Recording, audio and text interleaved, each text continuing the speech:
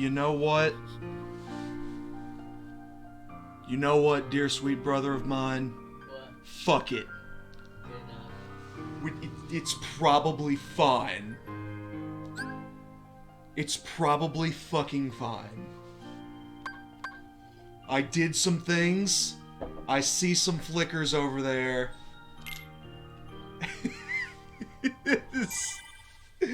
I'll mess with it more later. I will fucks with it more at a later date. That good old college try. I did give it a good old college try. I did the things the internet told me to do, and it's still being a piece of shit. Wow, Fuck it. Wow, the internet failing you? What a shock. Never happened before. Never ever. Never ever. Alright, so that stream gonna be a little bit more of a chill stream. No heavy drinking involved because I'm going somewhere tonight. So I'm just gonna have this nice little pre-mixed Moscow Mule and then call it good. And that almost worries me because as I was setting things up, I was, oh my god, it's actually gotten worse. I might not give up if it's that bad at this point. Oh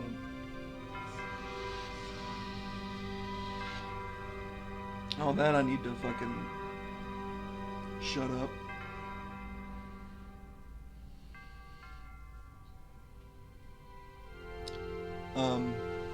But I'm gonna try one more thing over there before I give up. And I'm gonna bring the microphone over there to do it so I can fucking talk about bullshit and whatnot while I give it one last ditch effort to fix it. Yeah, I'm just gonna be doing that one little drink tonight. Mostly just because I'm thirsty, mostly because I'm going somewhere tonight. Next stream, I'll try and go a little harder, see what happens. Oh boy, I know. Not as hard as last time though, because let me tell you. Yeah, one whole bottle doesn't seem like a good idea. It wasn't. I promise it wasn't the wine. I promise it wasn't that bottle of wine. It was that fucking Long Island iced tea. Oh yeah, that's right. I forgot about that. It had to have been. It smelled so bad. Jet fuel in a can. Oh, it was super bad. Okay. What I want to do... Let's... try and see if we can mess with you a little bit. I don't care about that. Now I'm messing with the graphics card, not the graphics card, the capture card itself.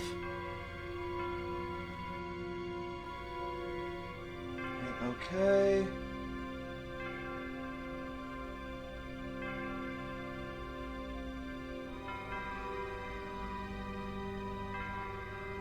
Okay. OBS is looking fine. Oh, no, it's not. Alright, so now we're going to go to you. Turn you off. I feel like there's definitely...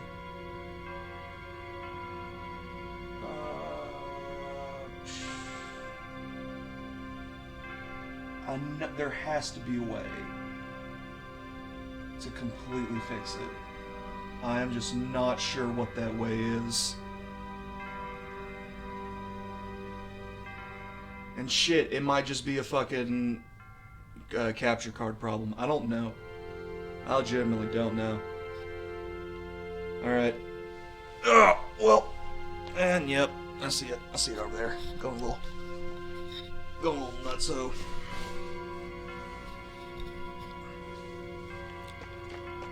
Take a couple laps around the boys.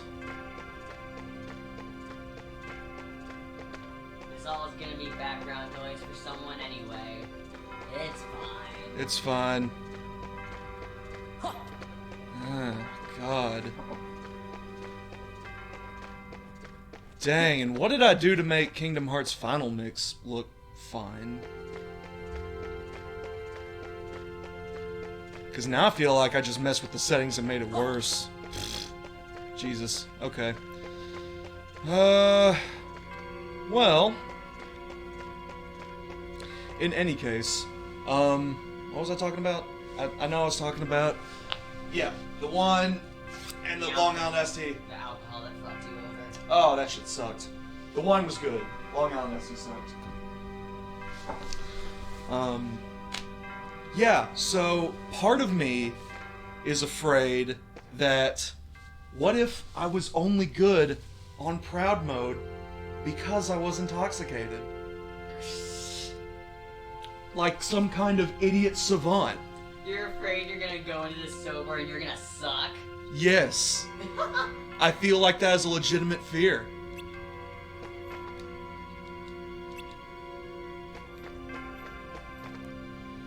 Alright, we completed Traverse Town, Olympus Coliseum, and Agrabah? Yes. Okay, so now we have Wonderland, Monstro, and Halloween Town. Oh boy. Oh my god, it's gonna bother me. It's gonna bother me. That's, oh, fucking, my addled perfectionist brain is so... Do you need to cover the monitor so you won't see it? It's on! I've got the Twitch stream pulled up too. Well, stop looking at that also!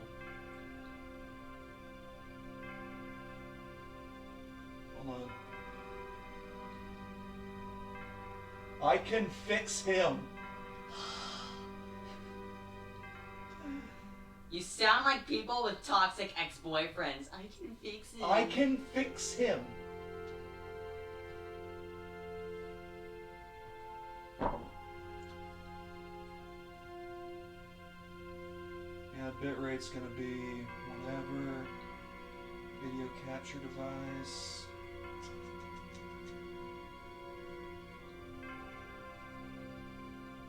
Ooh, she's angry. She's angry as I'm messing with her.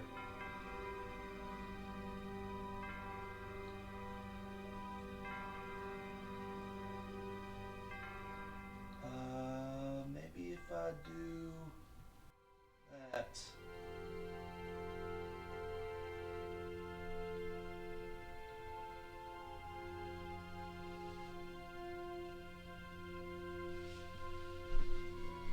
If I do that, what'll happen?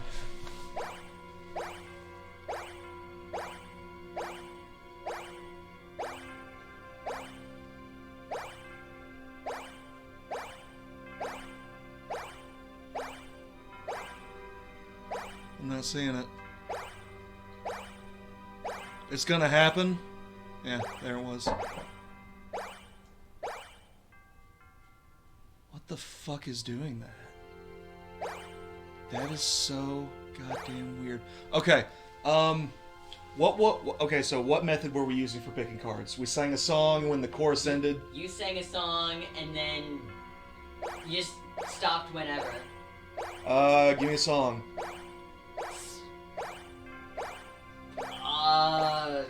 You took too long. It's okay.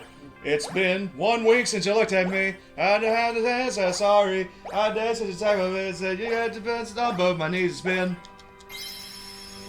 That wasn't the end of the chorus, but it's when I wanted to stop singing. All right. What we got? What we got? Do we have any music in common? Like any stuff we both listen to? Because I feel like you're gonna do that, and I'm gonna say something, and you're not gonna know what it is. That's why I took too long. Some Ninja Sex Party that aren't covers. Yeah.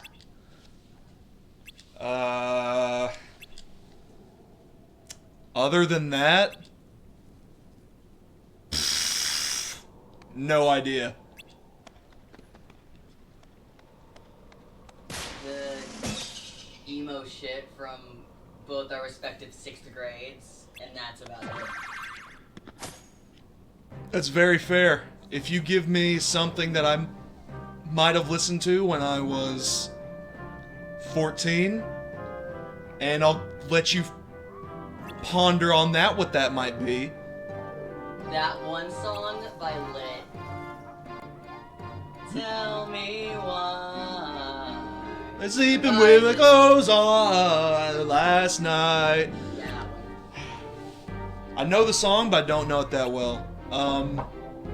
Give me... Cars in the front yard. We mentioned Simple Plan last time. I might pick a Simple Plan song. Might do some classic Linkin Park.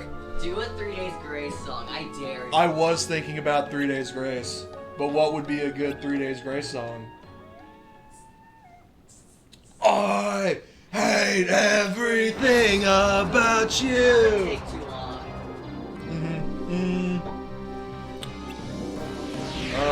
Let's start a riot. A riot. Yeah, that one wasn't my favorite either.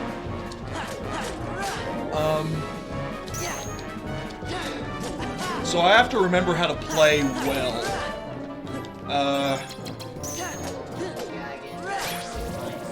That mojo. Yeah, my drunk mindset is thinking not at all. Freeze! Power!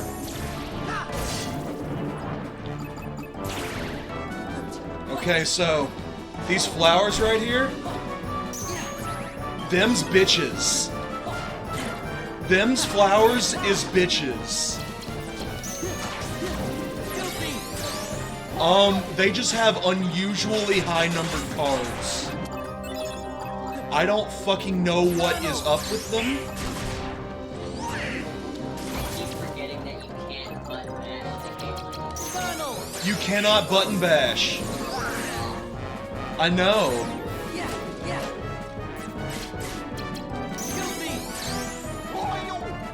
Goofy, fuck him up. Screen clear. Jack! Okay, and Jack finished him off. Good.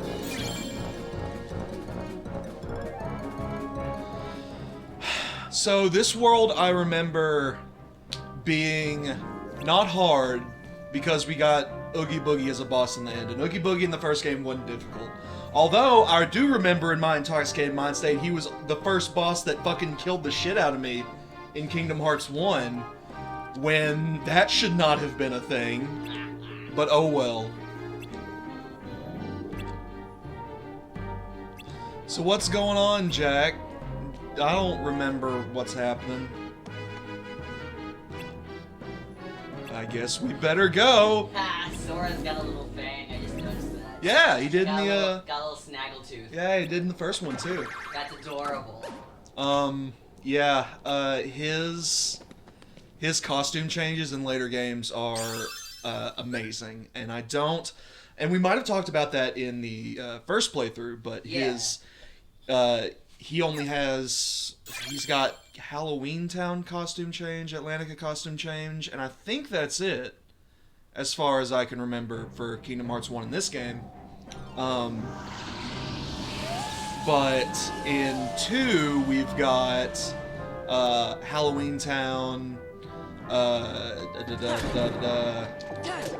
Halloween Town, Pirates of the Caribbean, Atlantica again, Lion King, which, yeah, Lion King, Costume change. yes. I'll let you think on that. Oh, you son of a Heal! bitch, I hate y'all. Force! Cloud, are you serious? Courage! He was flat and stuck to the ground and you couldn't hit him. These flowers are most definitely going to kill me. What in the piss was that?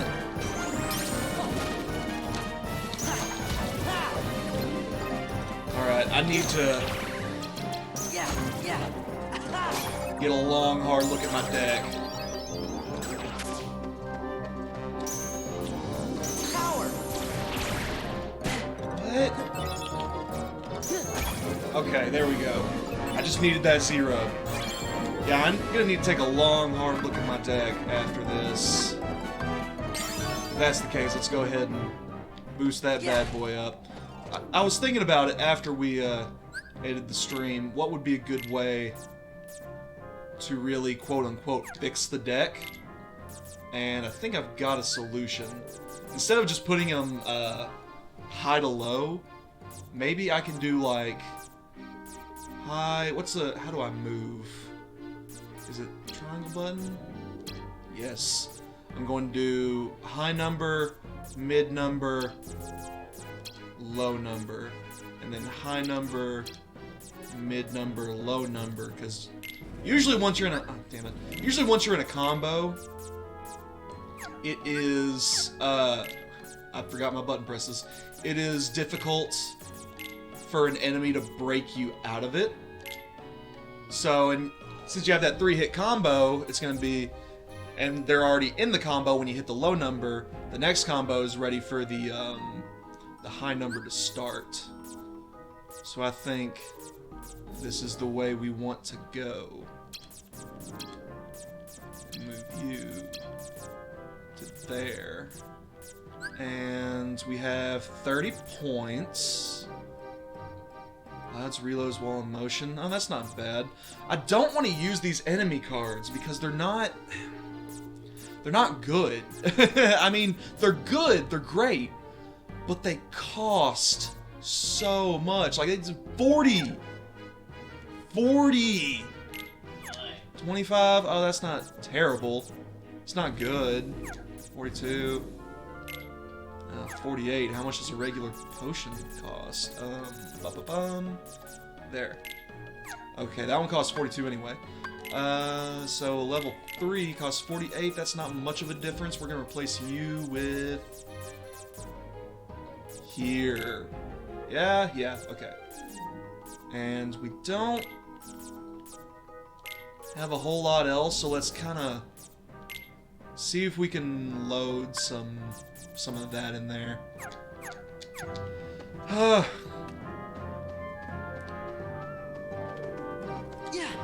I see you. Don't think I don't. Alright, let's see if this strategy somewhat pays off. Well, it's not if my combo breaks. And it doesn't matter if there are only 3 enemies and I get a 3rd shadow card instead of an actual useful fucking card. Damn you, Proud Mode.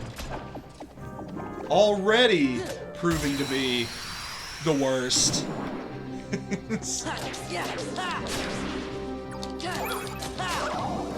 Alright, who did I just jump in?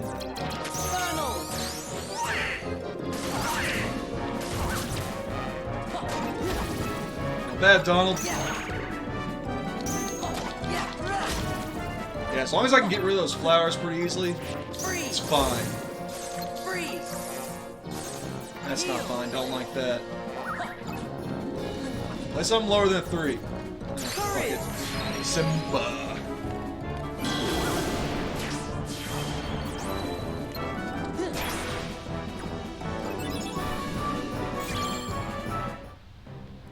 I am not ready for late game for this game.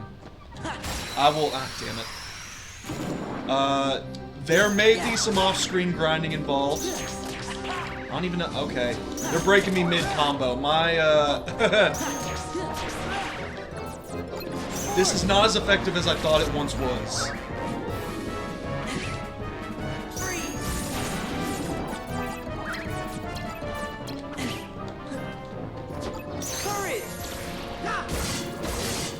I hate you, flowers, so I'm going to be using the slates on you.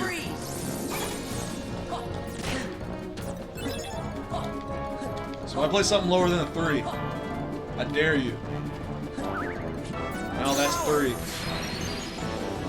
And the fucking flower's probably going to play 6 too. Nope, flower's dead. Cool.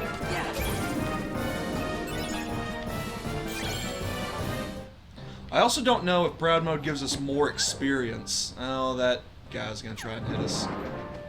Just go over here. So what I'm going to do, I'm going to create a nice little safe space called a Moogle Room. And a Moogle Room will give me more good shit. Hopefully. Hopefully. Good 50-50 chance. Well, much like actual trading cards, you're gonna get card. Ooh, what are you? Level 4 cure? That's fine. I'm going to get actual trading card packs. Huh. 1, 2, 6, 1, 2. Well, the ones are gonna suck fucking ass. So, we're gonna buy... at 1,500, that's pretty good.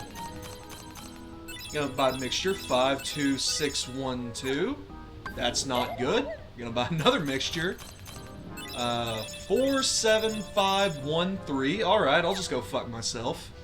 These pulls are the worst. Buy some attacks. 3, 5, 4, 1. Yeah, okay, alright. We'll take a 9. We like 9s here. 4 premium. Jesus Christ. 1, 1, 1, 7, 5. Oh my word. 2, 5, 8, 5, 1. Okay. Again, I'm getting a call. I don't believe this.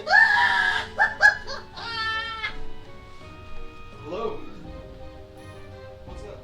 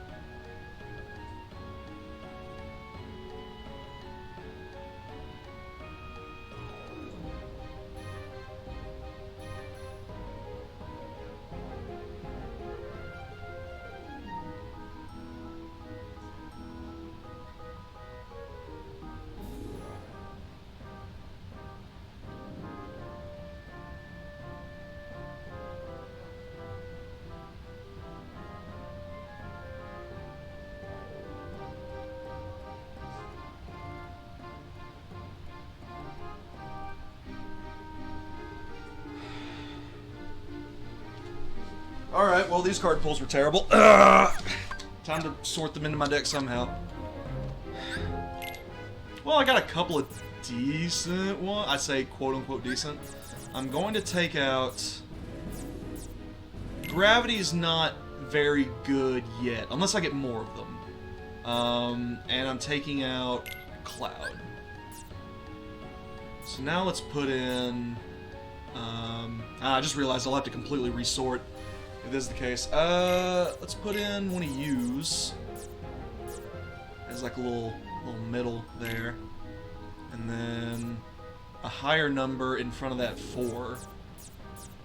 Maybe like another 9, perhaps. And then put the 6 in here. And that starts to balance out more like what we had.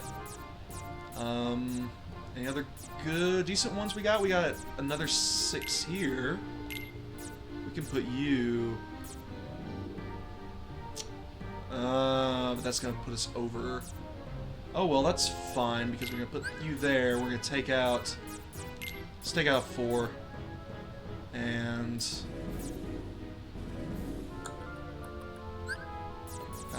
2 5s here. Let's take out another 4. Plays with a 5. Damn it!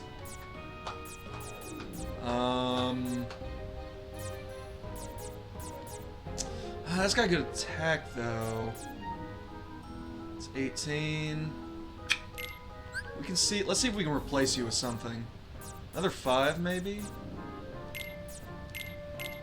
Damn it! Okay, we're okay. Take out a 5 Kingdom Key. Alright. This is okay. I think we're okay. I think we're okay. And we can... Nope, we can't, because there's not a fucking door there. Oh, alright. It's fine. We're fine. I'm good at video games. Yeah, keep telling yourself that. I will. I will. It makes me feel better. So what we're going to do is put down card. Why is my stream continuously buffering? There it goes. It's fine. That makes me stronger.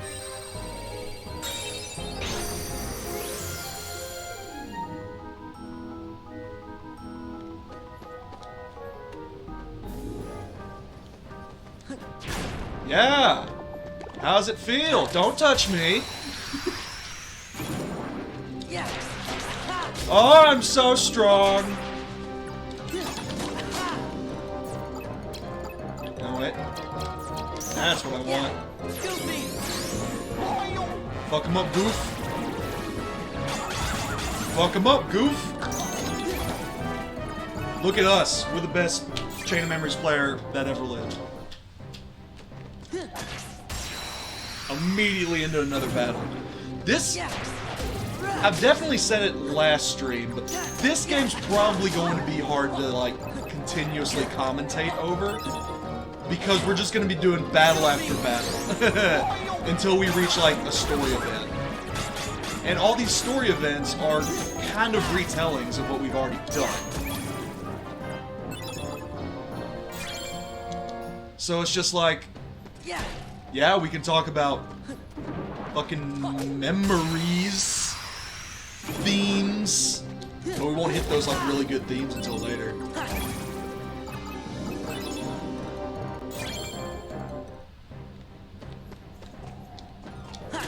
Fuck 'em up, Keyblade wielder.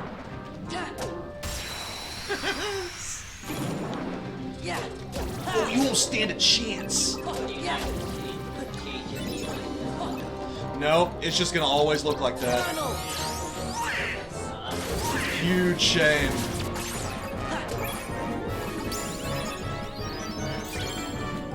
And we got a White Knight card. HP up.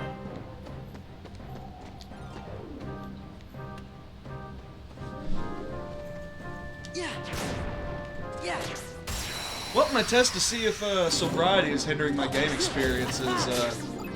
I think the experiment's going rather well. Okay, until I fuck up. The combo system I'm using makes it a little bit easier to button bash. As long as nobody fucking interrupts me.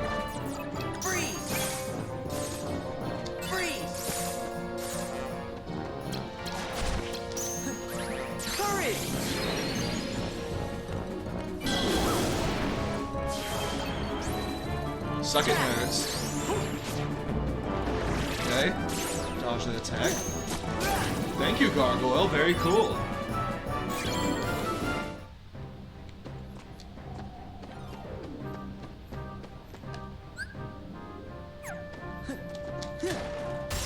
And I just jumped on that one by accident.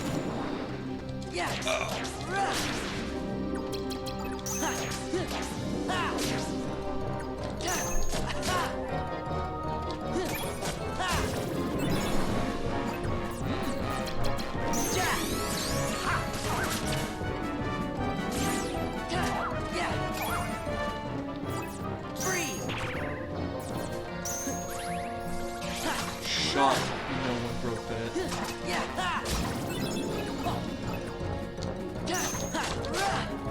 So, speaking of card games, with the new Digivice trend that now almost my entire circle of friends is in on, there is now a Digimon trading card game. Well, I don't want to say now. I feel like it's like been around, but I don't know if it just recently made a resurgence. Every Pokemon. I mean, that's fair. But the, I guess the original thing was like, Power.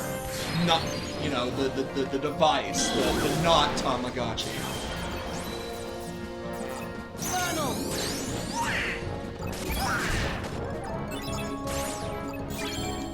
So I guess they didn't think they needed a trading card game now that they had the little, you know, the toy. But I don't know. Saw the Pokemons in the Yu-Gi-Oh! No, don't touch me! Not till I We get that. can do that. I'm sort of glad I'm not into cards anymore, because boy was it money. Boy was it just fucking money out of my pocket. But at the same time, it's like, I kind of miss the allure. Yeah, collecting a bunch of random cards. Could you imagine? Could you imagine? That's so lame. Is there something I'm missing here?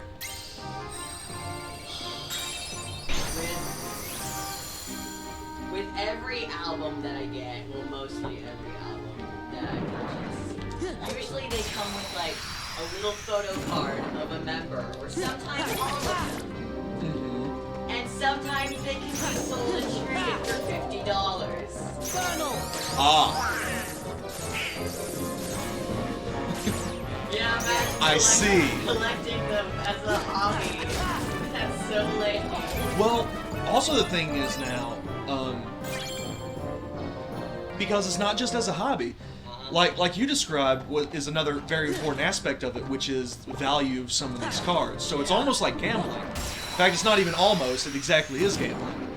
That's why. Oh, I don't know what it was. I think it was cereal. I think it was like a certain kind of cereal that was doing like a Pokemon trading card thing with it. That was like, hey, each pack has 3 cards. McDonald's did it too with some of their Happy Meals. They gave out some Pokemon cards with each Happy Meal, and then scalpers came and started buying shit tons of Happy Meals and like cereal boxes and shit. And it's just like, will people who legitimately get into these hobbies ever know peace? I also remember hearing about the first Pokemon game that was movie ticket, Pokemon card. Same with Detective Pikachu. I actually went to go see that. Oh yeah? Yeah, when you bought a movie ticket, you would get like 2 or 3 different Pokemon cards. Interesting. I remember when Yu-Gi-Oh! The movie came out, it wasn't like different cards, but they were like good cards that were important to the plot of the movie. So I remember them doing that too. I don't quite recall what became of that, like those cards, if they like really increased it. I'm pretty sure now that they'd be pretty fucking expensive. Oh But back then, you know, there was just like, oh, you just buy a movie ticket and you get those cards automatically. But yeah, man, shit's wild. It's like, now people who are legitimately into the hobby can't do these things because people who just want to do it for money are going and buying every fucking copy they have so they can get that one, like, hollow foil or whatever that's worth $200-something. Man, I would buy photo cards on like Amazon or Etsy or wherever people trade them and are sold, but they're more expensive than the actual album they come in. And since I usually buy the albums anyway, it kind of feels like I'm cheating in that aspect, so I just never do it.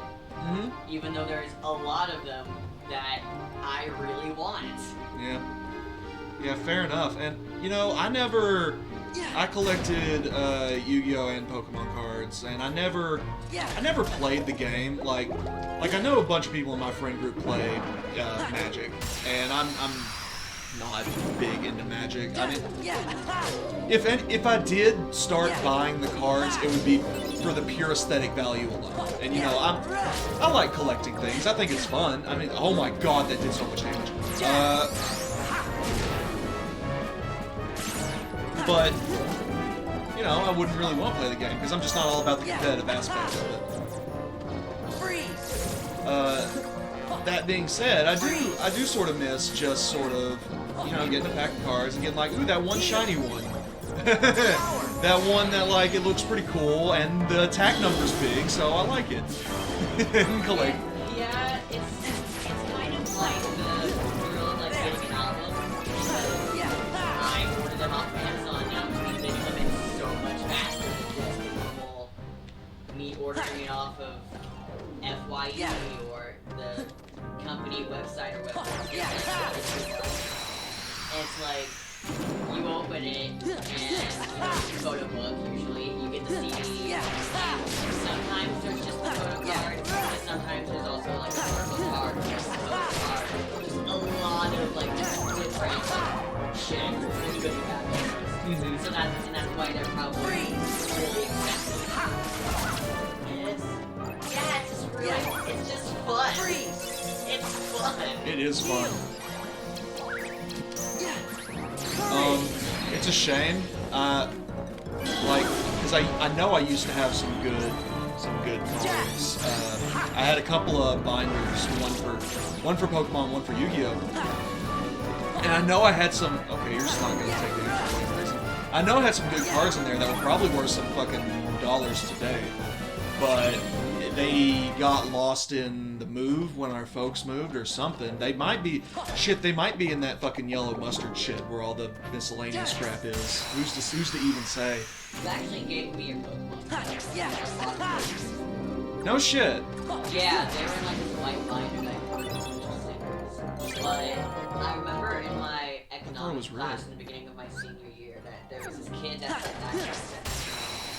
He was kind of friendly, and he said that he used like Pokemon, so I'm like, hey, I'm not doing anything with these Pokemon cards. I'm gonna probably give him the entire binder as an act of Pokemon, because I want to play anyway. And, you know, I give him the binder, and it turns out he was an asshole, so I was like, I'm gonna sell this for so much money. Oh, darn. You hate to see it. Like, I had a friend who I told it to, and they were like, I could have paid you for those. And she's like, well, okay. I mean, hey. Fun. It's just shit happens, man. And you know, at the end of the day, I don't care. I really don't.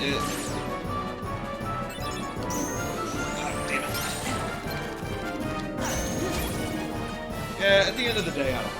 So, if I do manage to, like, I kind of do want to look, and I've kept meaning to look, but, you know, even during the move, when we lived in the old house, I couldn't find them there, so, you know, I think it's gone for good, so, no harm done. I don't really mind that much.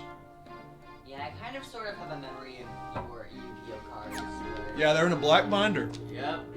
And that binder was torn up, man. It was a fucking... Like, the binder itself was, like, in good condition, but I've had it for so many years, I've taken it so many places, that it just got in some rough condition. I never bought another one for whatever reason. I just didn't care to. So I just kept duct taping it up until it's in... Like, it was pretty much entirely made of fucking grade silver duct tape. And come on, I don't want to use a good 8 card. Okay, I'll use that one. There That's are fine. good binders sold at Walmart for like $1. You could just buy a new one. I never wanted to. I don't know what it was. I just never. That binder had like some sort of sentimental value. I just never cared to do it. I mean, it could have. It could have had some sentimental value. But no, it was just like, I'm just gonna keep repairing it until it actually cannot hold card pages anymore. I guess it actually could, and just everything scattered to the wind. Maybe. Very possible. And you know, what I like most about it is just like, that card's shiny, If the art is cool, I like it. I'm gonna keep it. It's gonna go in the front of the binder now. Or I know that these cards have huge plot relevance in the show. So they're going to the front.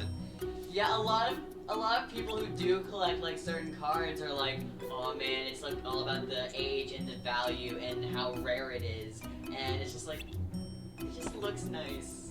Yeah. I like how it looks. The colors are pretty. Yeah, and that's all I really gave a shit about. It's just like how nice it looks. It's like one of the newer ones. It's like, oh, it's shiny. Yeah. Fuck it, I don't know what Yu-Gi-Oh's doing right now, man. I have no fucking idea. Like, they've got fucking... Okay.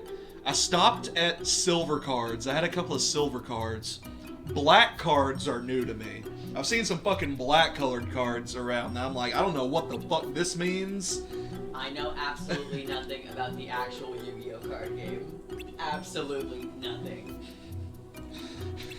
I know more stars on the monster probably means it's better.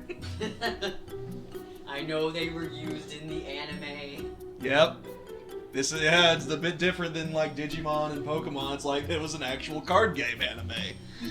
Yeah, it actually used the cards.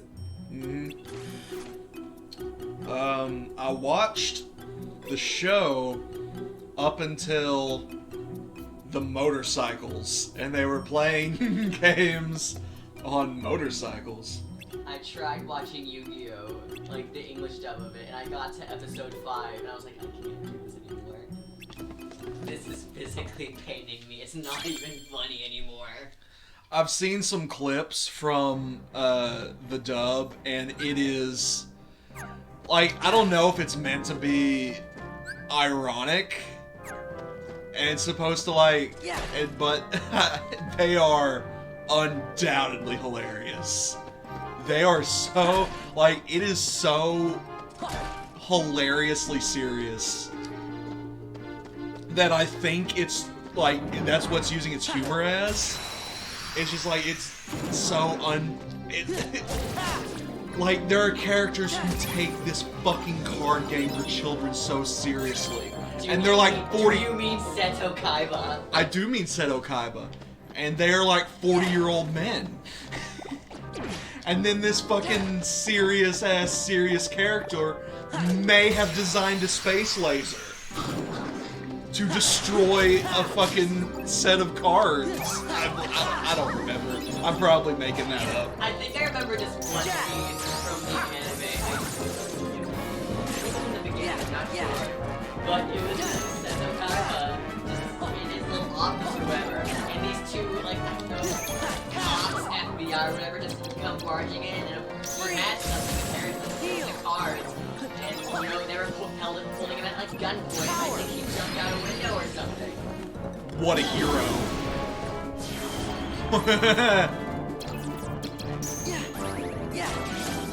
No, but like, so we watched, what, 3 episodes of Ghost Stories? I think it was 2. We watched 2 episodes of Ghost Stories. It's not that kind of funny, where it's just like, they just said, hey, here's the dub, go nuts. Like, go fucking bonkers with the dub, we do not care. And they're like, okay, bet. No, this is something that, like, I feel like started off as bad, but people found it so hilariously bad that it became, like, the shtick. Yeah. And that's a good shtick to have. Because, I don't know if the actual dialogue is bad. I don't know if the actual Japanese audio and you know, the actual, like, words that are spoken are bad. But, like, the fact that the English dub is bad to a point where it's kind of funny, that's a fun thing to roll with. And I like how you described it when you were showing it to Logan, and you described it as, like, the first abridged series. Absolutely. It absolutely was. And I didn't even... Because I watched Dragon Ball Z abridged when it was young. I was more of a Hellsing abridged person on the YouTube scene. Right? I mean... thought that shit was so hilarious. And I don't think they're made by the exact same people, but I know that they're. I know that they're friends. I know that they know each other. Takahata 101 and Lanny and Kaiser. I know they're all at least friends. So they may have worked together, but they're not on exactly the same stuff. Are they still doing episodes of Hellsing Abridged? Because I know that they release like one episode every October.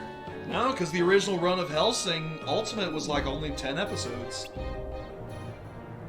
But then, okay, so Hellsing Ultimate was 10 episodes, and there are probably 10 episodes of Hellsing Abridged. And it started in 2010, from what I remember. So it must have recently ended. I can't handle that.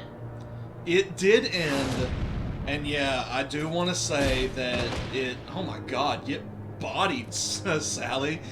Yeah, I do want to say that it ended within the last couple of years, and it's good. That's all I can say is that it is good.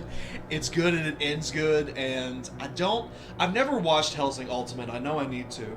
I also need to watch Hellsing Ultimate. I think I tried to watch the original, but... Original's like, what, 80s? I think, 90s? No, it couldn't have been 80s. It was like, I think it was like early 2000s. Like, I'm willing to bet like 2002 or 2001. Maybe 2003 or 4. Is Ultimate a sequel or a reboot? I'm pretty sure Ultimate's a reboot. Okay. Let me look it up.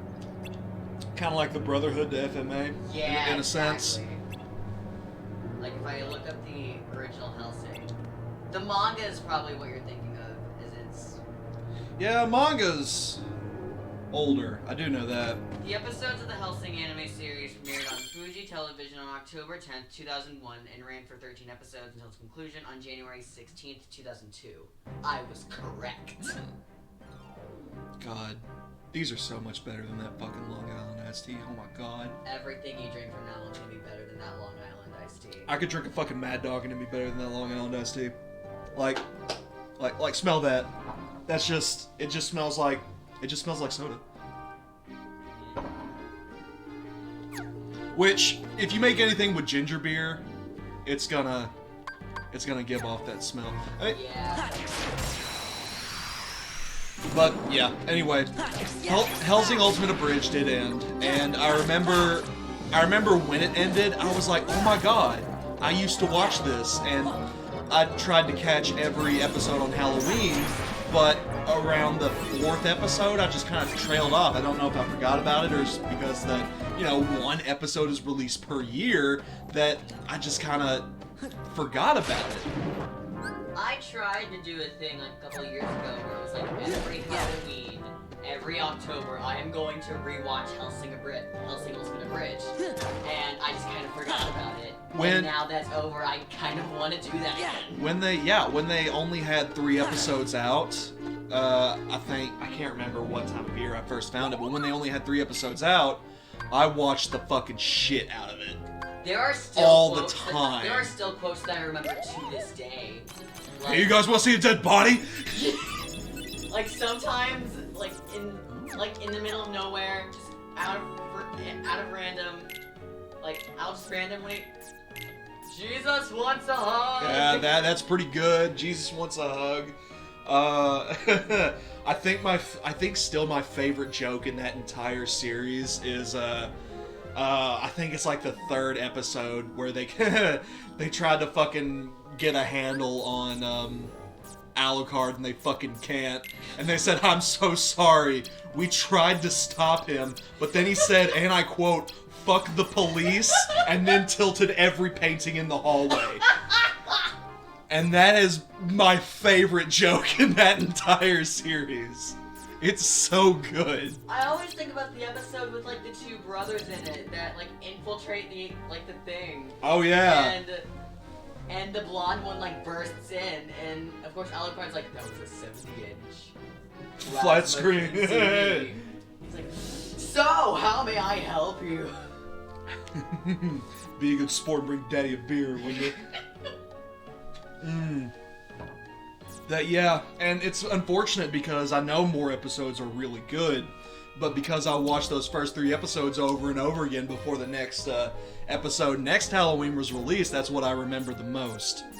I also remember the episode. Nazis! I remember the episode with like the girl in it, and she and Alucard were fighting, and I forgot what she said, but Alucard was like, you know, in any other circumstances, you might have been right. But my boss is a woman, I was a chick in the 40s, I hate everyone equally, and there was not a single person alive who can possibly comprehend my sexual preference. Yeah. I think about that a lot. That was pretty good. I think about that every goddamn day. I also remember, if we're talking about like abridged series, have you ever seen the free abridged series, the swimming anime, 50% off? Yes. That is so funny. Literally the only reason I know about that is because somebody I follow on YouTube promoted it because he did a voice for one of the episodes. And that shit was fucking funny. God, I barely remember anything from the actual free anime, even though I do remember watching it in middle school. Yeah. But like, there's like the cute orange-haired character, and in 50% off, the first you see of him is like, "What's up, bitches? Guess who just got out of prison?" Oh my god.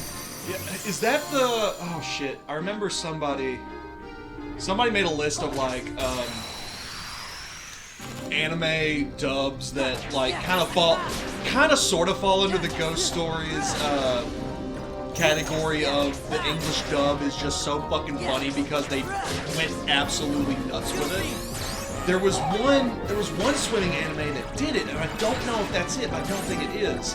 But do you know that incredibly long, awkward swimming scene where the guy is fucking dying the entire time? Wrong show, but I know what you're talking about. Yeah. That's another fucking shadow card. If I get another shadow card, I'm calling the police. Yeah. I also saw clips of this one where, like, the English dub is so bad, and I think it was okay, I just remembered. It was of someone, like, a waiting room, sunglasses on, like, that person's got horns. That's not gonna ruin my day.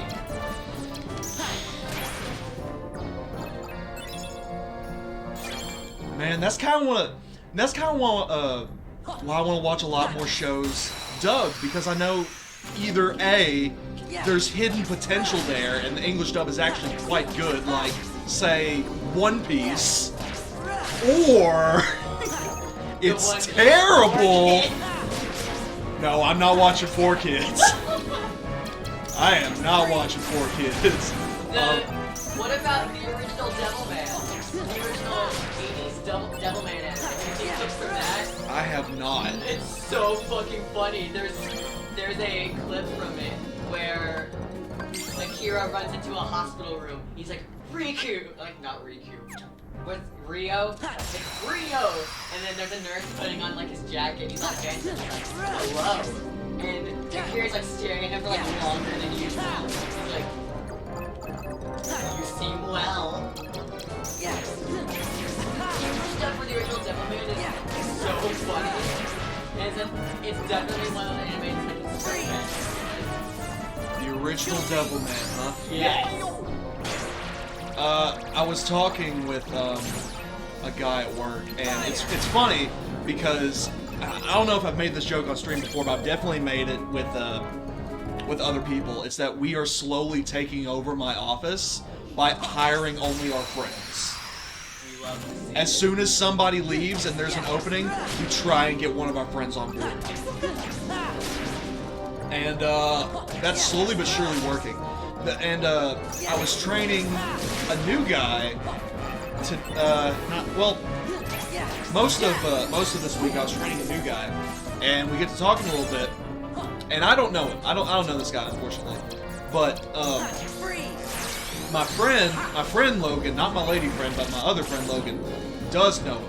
And apparently he's one of the people that we have gotten hired because they know each other. And so the entire time, I'm just like sitting back and making sure he doesn't like make any mistakes or whatever. We're talking about bullshit like anime, fucking video games, just like, you know, and that's just a fun feeling. And oh man, what even prompted that? Oh yeah, just dumb anime bullshit essentially. It's it's a good time. God, that reminds me back in like the middle school days where, oh god, there was this person that just got into like the 7th grade in my English class, and I know this because we always talk about it and we're still friends to this day. And I saw them like carrying a book, and I was like, "Is that manga? You like the anime?" Yeah, I'm glad that it's becoming a lot more mainstream to like anime and shit. Like the further you, and I feel like it started with Star Wars, right? Because Star Wars and Star Trek were like some nerd-ass nerd shit when it came out, right? But now it's like, who the fuck doesn't like Star Wars or Star Trek? I mean, you'll find the occasional person with like, and they have like legitimate reasons to not like it. But you know, most people, myself included, are like, laser sword fights are pretty fucking cool. So I like Star Wars well enough. I like making fun of the special effects of the first 3 movies. Yeah, for sure. And it's just like, I like the world. Like, give or take some of the movies, I do like the universe and the world. And, you know, same with Star Trek, although I'm not as familiar with Star Trek as I am with Star Wars. And, ooh, shit. We already in this fight now. There. Like being made fun of me for like God, you know what? It's still, you still get to make fun of those. They're all dead. Fire. Yeah. They're all dead. I never myself got big into Doctor Who, but I can definitely see the appeal. I tried gaming Doctor Who. I could not. Yeah. I tried gaming Supernatural. I could not get it. Oh god, no. Supernatural's a whole fucking can of worms that I just... That's a dumpster fire if I've ever seen. Especially now. I don't know what the fuck's going on in the Supernatural fandom right now, but it is nuts. It's dead. There was the most homophobic gay scene you have ever been. Oh, I read about that. Isn't that the fucking... Isn't that Turbo Hell scene? the main character who got sent to, like, super hell because he was gay? Yes. That's insane! Yes. And it was on the same night that I think like Nevada and Georgia were still counting up their votes, and the election was still going on. And there was a rumor circulating that Putin was stepping down. This was all in like the same 30 minutes. That is... It was so wild. That is absolute insanity. The only one of those like big threes I've ever watched like the entirety of was Sherlock, and I could not tell you what happened in Sherlock. I've seen 2 episodes of Sherlock. It's one of those shows that's like, it's unfortunate that the fandom is what it is. Well, now that's died down because it ended in like 2016. There's barely like a fandom anymore. So if you can still go into it and think, this is kind of interesting. This is nice. But it's like one of those shows where in order to like fully get what's going on, you just had to be there at the time. Like you just had to be there. Because it would poke fun of like its audience. There would be like time-related specific jokes, poking fun of like its fan base and all that. Mm-hmm. To where if you watched it now, it'd be like, this is, I don't really get this. Yeah. I don't know. Regarding that fucking Supernatural thing, it's like... Did you hear that, like, spoilers for fucking season 15 of Supernatural? I do not give a shit. One of the main characters, one of the 2 brothers, dies. I thought they like died a few times. Yeah. I heard they died like maybe twice. It's one of those shows where death does not matter, but this time death does matter, and he dies for real. Oh. And the main character that got sent to Turbo Hell, uh-huh. the gay character, Yeah. he got sent to hell, But you know what made it to heaven, apparently? What? The villain? Did the villain make it to hell? A fucking car.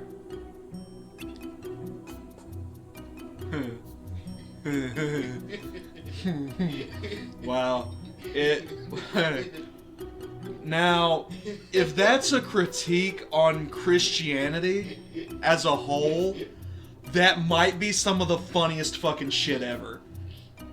That might be like, that's some fucking Onion level satire You shit. get a character that dies of tetanus and not from some like big old battle or whatever. He goes to heaven, watches his brother live his life before his eyes, driving in a fucking car while Carry On My Wayward Son blasts in the Like, background. I feel like, oh my god. I feel like that's some fucking Onion tier bullshit where it's like, the Pope says cars go to heaven, but gay people still need that fucking conversion therapy. Know what I'm saying?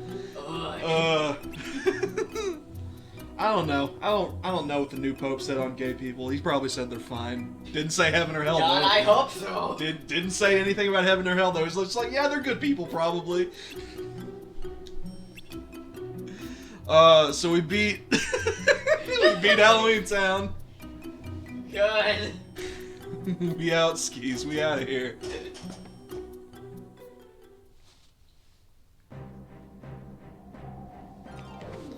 Ha! Yeah! Ha! Yeah! You know what? Every episode can be a drunk episode if I'm just talking about bullshit and not paying attention to what I'm doing. And we still made it to the end. Every episode can be a podcast episode if one of us doesn't shut up. I like that idea. I like the idea of not shutting up. Did I? Yeah, I did. I'm gonna add some more shit to my deck. Can I add? What can I add? Let me put some magic in there. Got a fire and I've got an ice and a genie.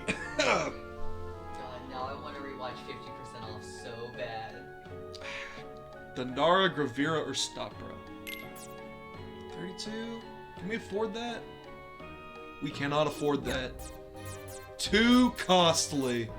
So we're gonna put in. We cannot afford not Robin Williams. We cannot afford maybe Homer Simpson. God. Actually, I just thought of a better idea. Staying Alive. We cannot afford Staying Alive. So we're taking off Blizzard. Can't afford the Bee Gees song.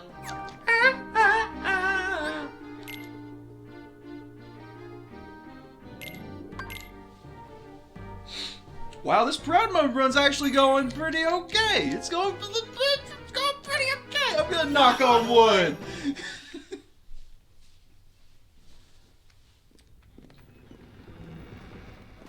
Lore? Are we getting lore? Yay! Getting lore? Who could that have been before?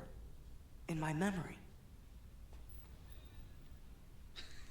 I just heard over the wasn't street. common. Yay!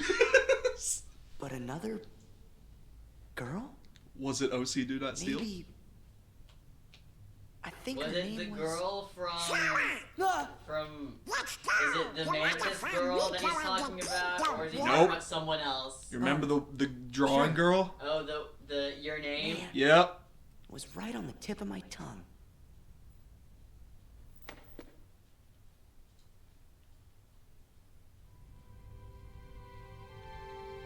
Dang, that was some lore if I ever did see it. Boy, did you forget to remember or remember to forget? Damn, that's some deep thoughts, my guy. That's some fucking things. Hashtag deep. That's some fucking. 2014 Tumblr type shit. Were you silent or were you silenced?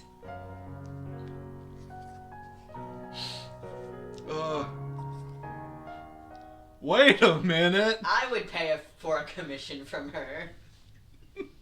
I would pay her money. Support your local artists. God, I recently got a commission from someone in my I costume remember. class that was like, hey, can you paint on some There was vinyls another for girl. me? And as someone who has never What? painted on A girl? vinyl, I was Where? like, yeah, okay, how hard can it No, be? no. Probably I pretty found the fucking islands hard, where I right? was- Exactly! Besides Kairi and Riku, there was I didn't one know how other much girl I he was was gonna friends pay with. me. The But four of us played on together all the Monday, no, on Wednesday, he shows Sarah, up and pays me seems to me $40 fucking that's the first time $40. you've He was like, mentioned "I'll her." pay you the other half Yeah. after spring break." And I'm like, $80 fucking dollars! I think she And just so suddenly now I'm went scared away. to fuck up, even though Well, I know still- I'm going to do so. What's the commission? What are you drawing? Just floral sure. stuff.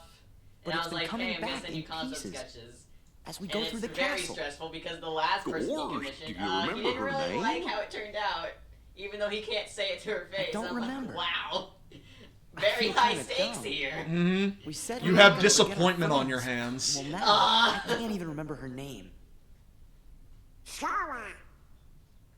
Back to some Oh, good you shouldn't old-fashioned be worrying, lore. I'm son. gonna turn the fan on. If it's been coming back to you in pieces, you're sure to remember her name just like everything else. The air conditioner's on. Good to know. I'm just fucking hot.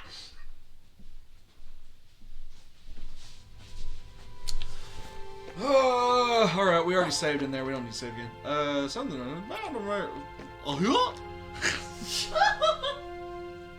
Haven't done that yet. Need to get one in.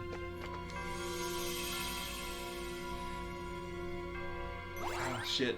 You got 2 more to go. I had a song in mind too. Carry on my wayward son.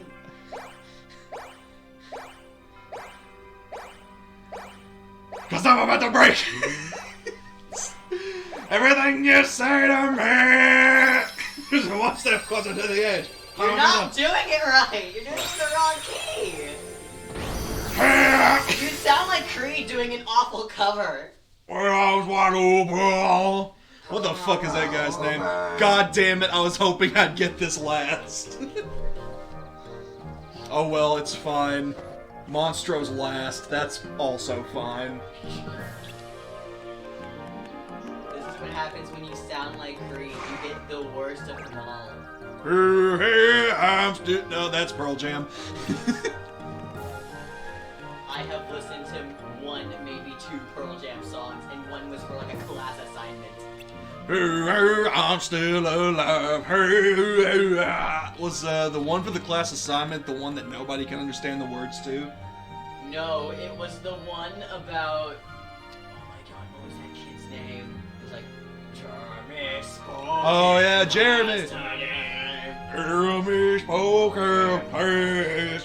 Yep. That one that's based off of a school shooting that's so good. Yeah, it was Yeah. actually really good. Yeah, it's a good song. I like It Pearl is- Jam a lot, it but is they're a good song. they're very easy to make fun of. Exactly.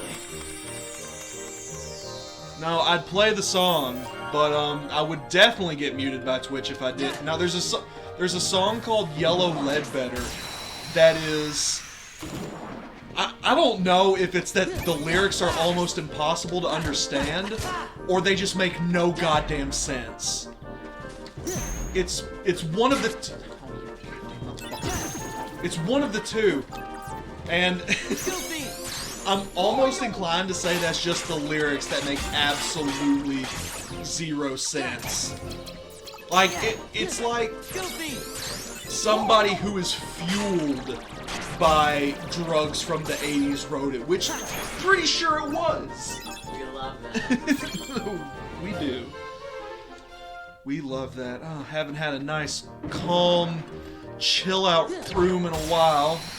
It's like a lot of artists from the specific era of like 90s to early 2000s type shit, like Creed, Seether, Pearl Jam. It's like Creed's like, a specific voice you have to.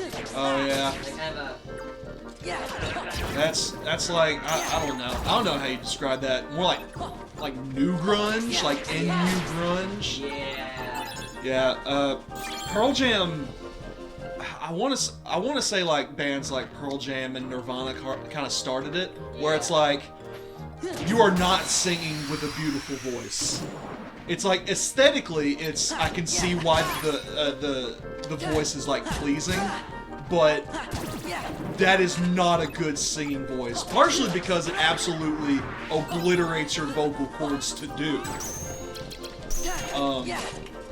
But yeah, people like Kurt Cobain and Eddie Vedder, they both have this just like crazy singing voice that oh my god, you fucking assholes, that prioritizes using the back of your throat to get that real gravelly, like I just fucking gargled salt water for 10 weeks voice.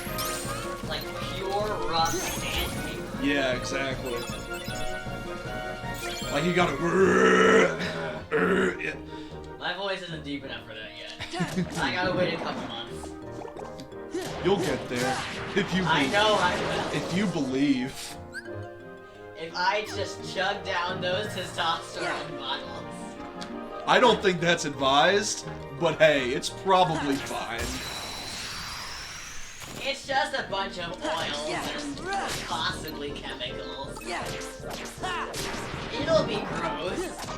But what's the worst that can happen? Yep, that's how it always goes.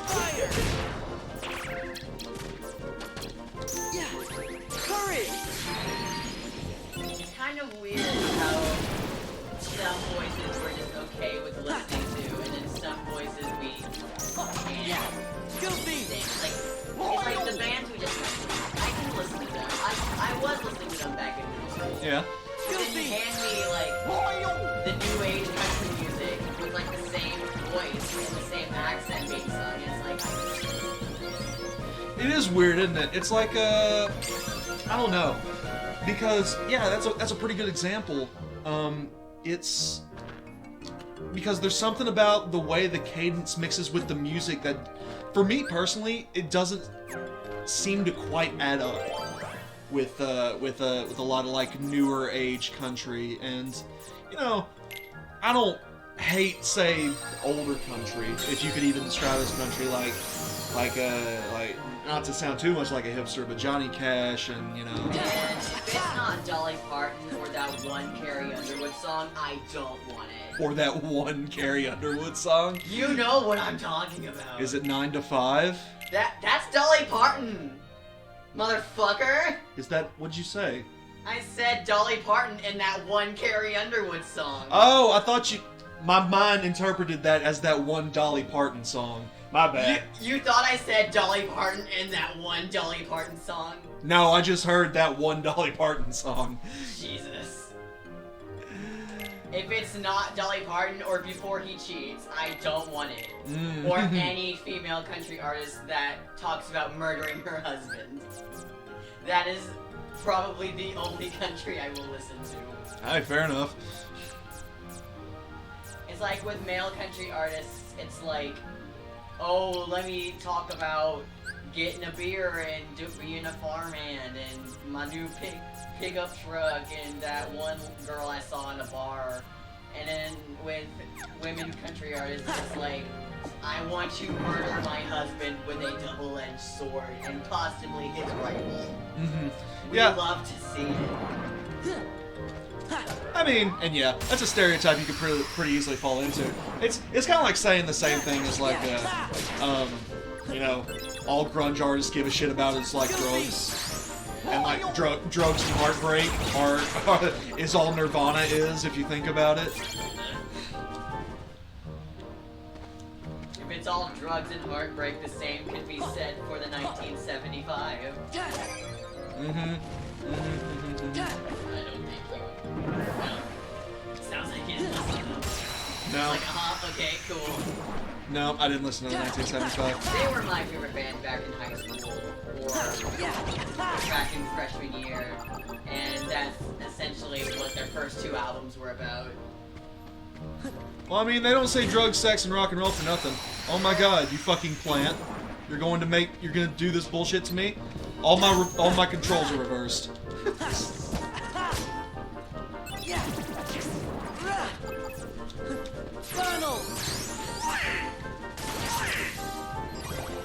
Thank you, Donald. They say,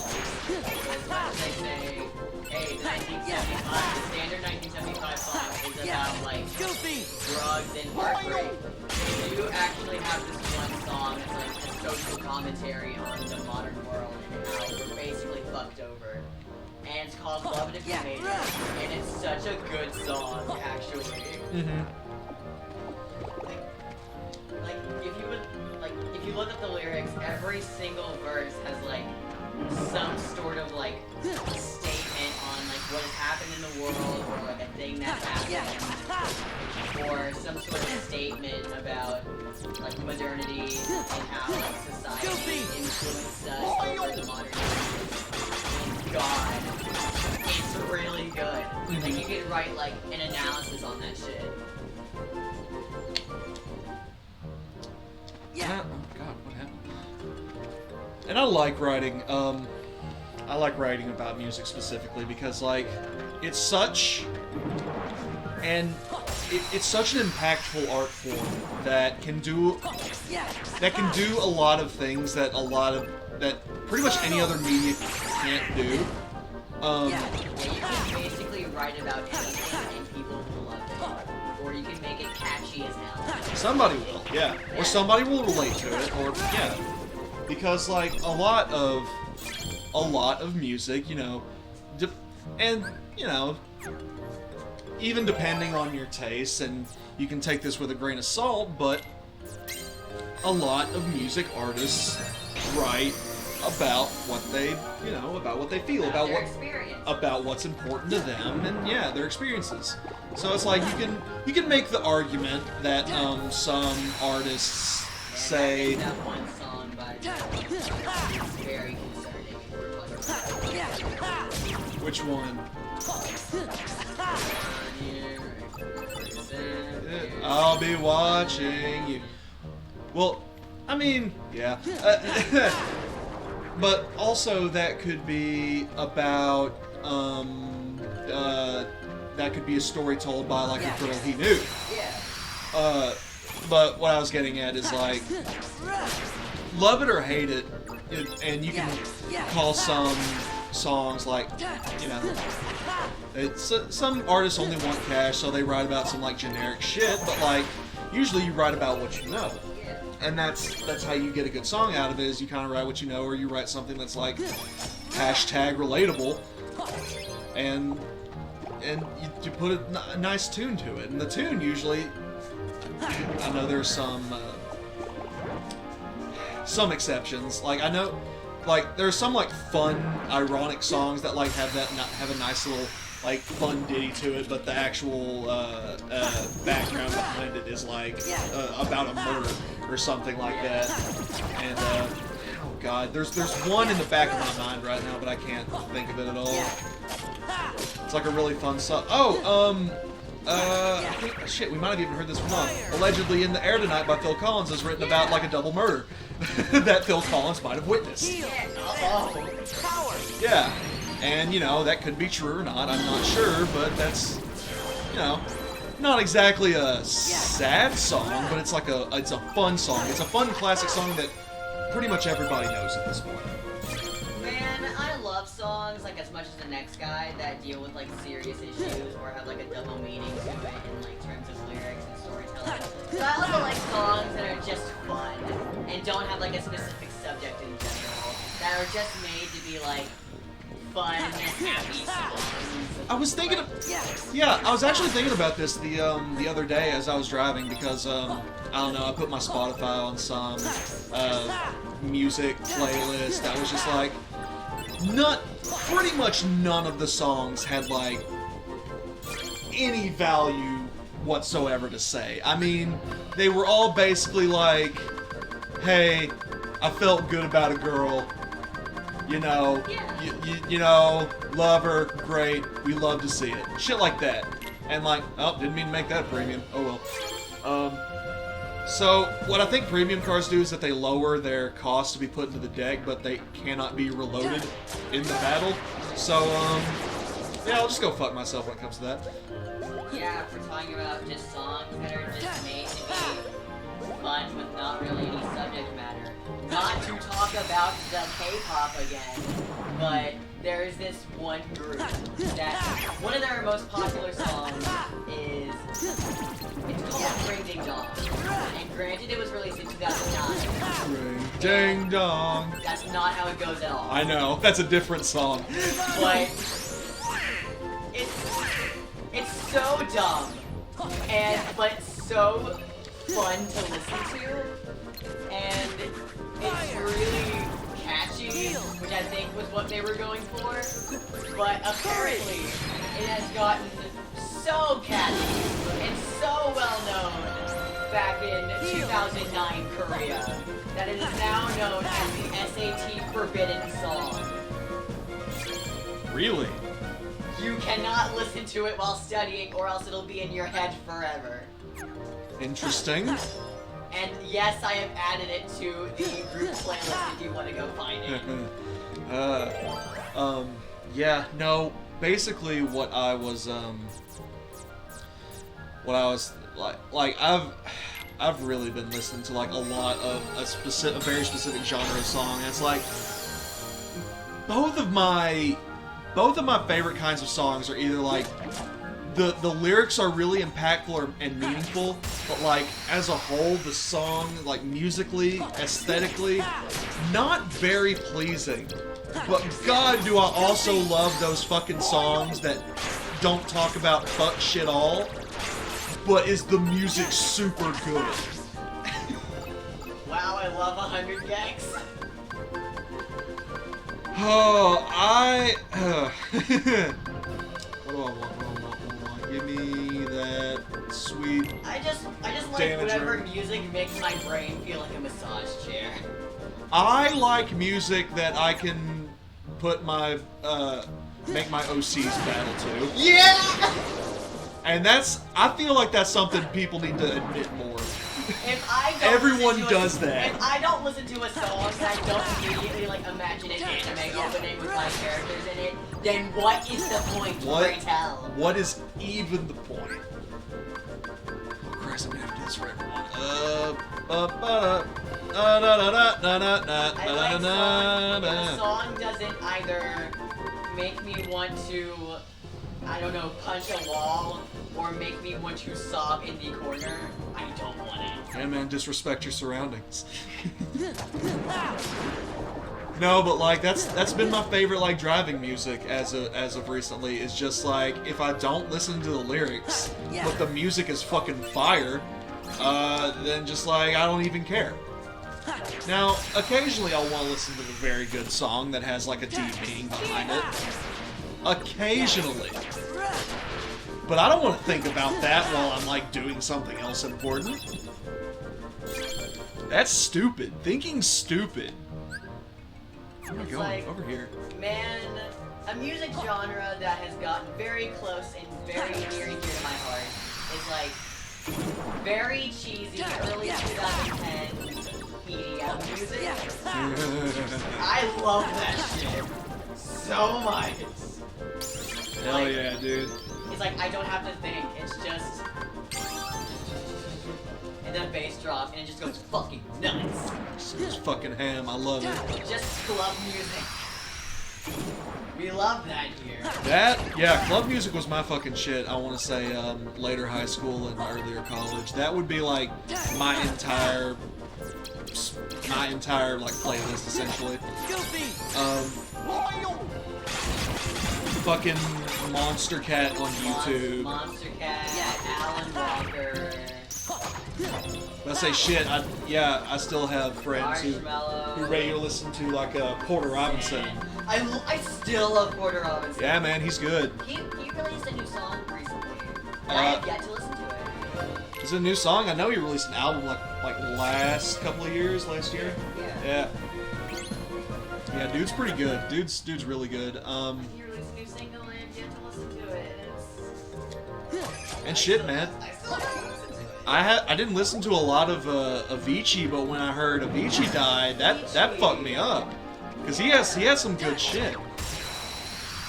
And I was just like, first heard a couple of songs I really liked by him, and then he fucking and then he died, and I was like, oh man, shit's rough. What's happening here? What are we doing? I turned my brain off for too long, and then I got hit, and now things are bad. You got too caught up in the EDM lifestyle. did. EDM. Turn around, you fucking fat bitch!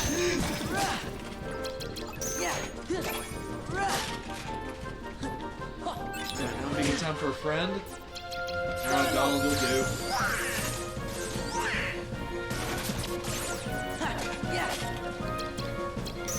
Is there like any sort of like type of music that like you or is that kind of me thing? Like it could sound good to others, but like it just physically hurts to listen to. I can't listen to a lot of screamo. Yeah, that's like. Well, I can listen to like kind of low-key screamo, like Sleeping with Silence type stuff, but like heavy metal and stuff like that, like deathcore. No, that'll give me like an anxiety attack. I cannot do that. There has so far been one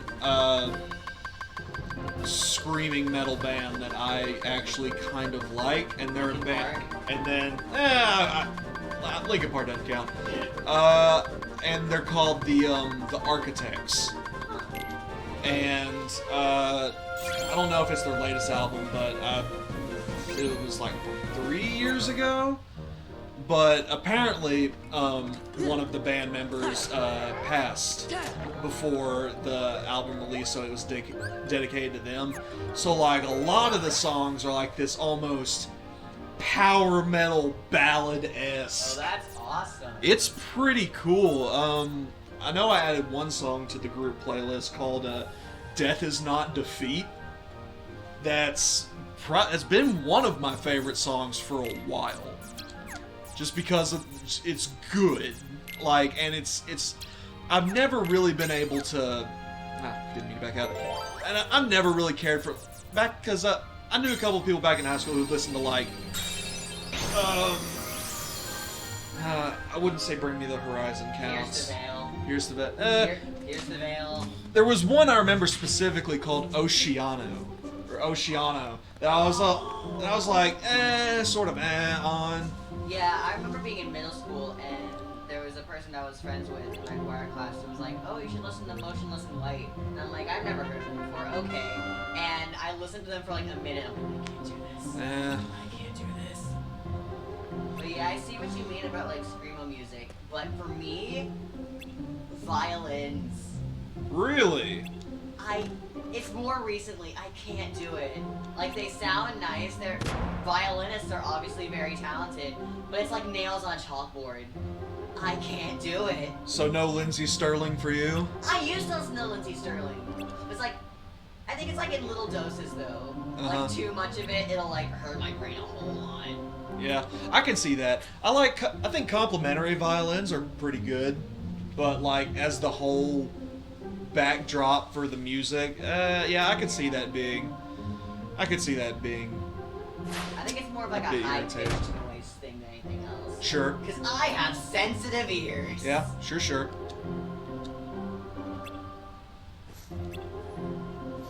God, I hate this character so much, this queen. Realize we haven't really talked about the video game in a hot minute. Yeah, every character in Alice in Wonderland is objectively terrible. Can we replace her with the version that's Helena Bonham Carter? I feel like that would be better. If we can have, oh my god, what's his name? Use your words. I'm gonna feel stupid for asking this, but who's the guy that played the main dude in Pirates of the Caribbean? Johnny Depp, yeah. That's his name. Why did I forget Johnny Depp's name? Don't feel bad because it's like I knew exactly who you're talking about, but my brain also just completely short-circuited. Yeah, but any other day, it's like you ask me like who the guy is. It's like, or if you don't ask me who the guy is, I'll be able to name it right off the top of my head. But the second you ask me for something, it's like, shit. Now I just don't know names. Yeah. I don't know what words are at all. But it's like, if we can have Johnny Depp in this game, then I don't see why we can't have Helena Bonham Carter as the queen in this game. Well, it's a good thing that Johnny Depp is already in Kingdom Hearts 2 and 3 as Captain Jack Sparrow. Exactly, that's why I said that. That also makes me think that's kind of why they started moving away from some of the more classic Disney movies that got rebooted. Because, I don't know, they would kind of almost be forced to use the new rebooted popular versions, and they can't really change that from the classic versions that they already have. One more studio. Yeah. Is that too much to ask? Apparently so. Apparently it is incredibly difficult to ask. And with Disney, it's like of course our CGI is going to be good, but also here's this dragon with the same face as the two sisters from Frozen. And it's like your concept designs were so much better. Courage! But yeah, I think the last 2D animated full-length movie that they had, which is still a good movie. But it does follow the script of, look at this POC character that we have, and here's them being an animal for the majority of the movie. It's like, is that really That's a very weird but consistent problem for Disney to have, isn't it? Yeah! I think it happens in like 3 movies. One with Soul, one with the Frog, and another movie that I can't remember. At least for Soul, the main person of color was on screen more than Tiana was. Yeah. Even if they switch bodies. Yeah. So, you know, it's something. Hard to make excuses, but it's something. And,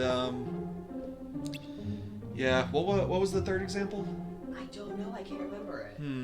But I know there was a third example somewhere. At least we have Mulan representation.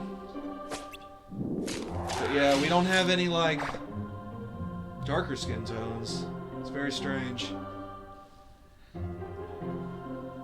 I do. Very strange and not a good look. I do kind of want to rewatch Princess and the Frog again just because of me, who is arguably one of the best Disney princes ever conceived. Like Eric was boring. Let's just get that out of the way. The Eric? first 3 Disney princes were boring. One of them is the next one, which we will not talk about. I looked at Cinderella like my sophomore year. So we're gonna go on him. There was somebody. John Smith was a creepy asshole. I don't like him at all.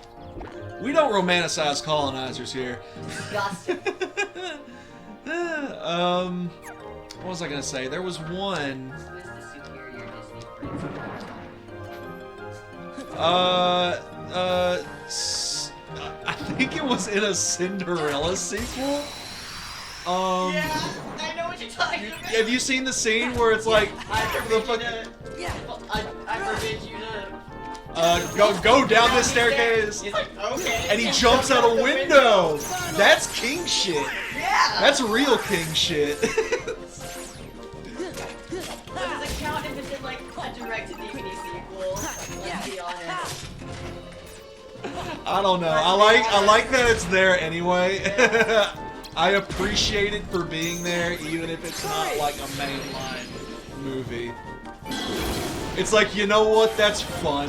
Fuck it. It's fine. And it's like we have Aladdin, who's technically a Disney prince, but like when the princess isn't the sole focus of the movie, is that kind of cheating? I mean, he's still technically a prince because he got married to her in one of the sequels. Yeah. He's kind of Yeah. He was a fake prince throughout the entire movie. Okay, but if we're talking about Disney princesses, do you know who? Does Li Shang count? Because he's considered, but does he count? As much as I love the dude, does he count? Yeah, that's a good point. Li Shang's great.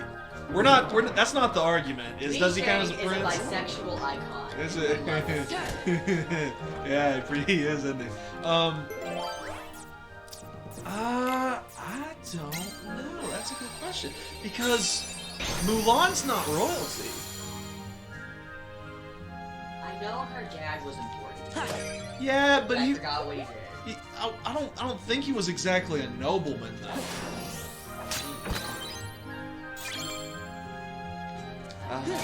Flynn Rider eventually becomes a prince. And she's royalty. She doesn't know it, but she is. She's definitely royalty. If I'm not mistaken, he's the most recent Disney prince. Flynn Rider. Okay, now hear me out. I'm all ears. Hear me out. What? Are I don't know if this is confirmed or not. Is Tarzan technically royalty? I think his parents are important. King of the Jungle, my dude. Okay, sure. Sure. But, like, his parents were wealthy enough to go, like, on an around-the-world trip. That got him killed, so... King of the Jungle, maybe. So if that counts, Tarzan's up there.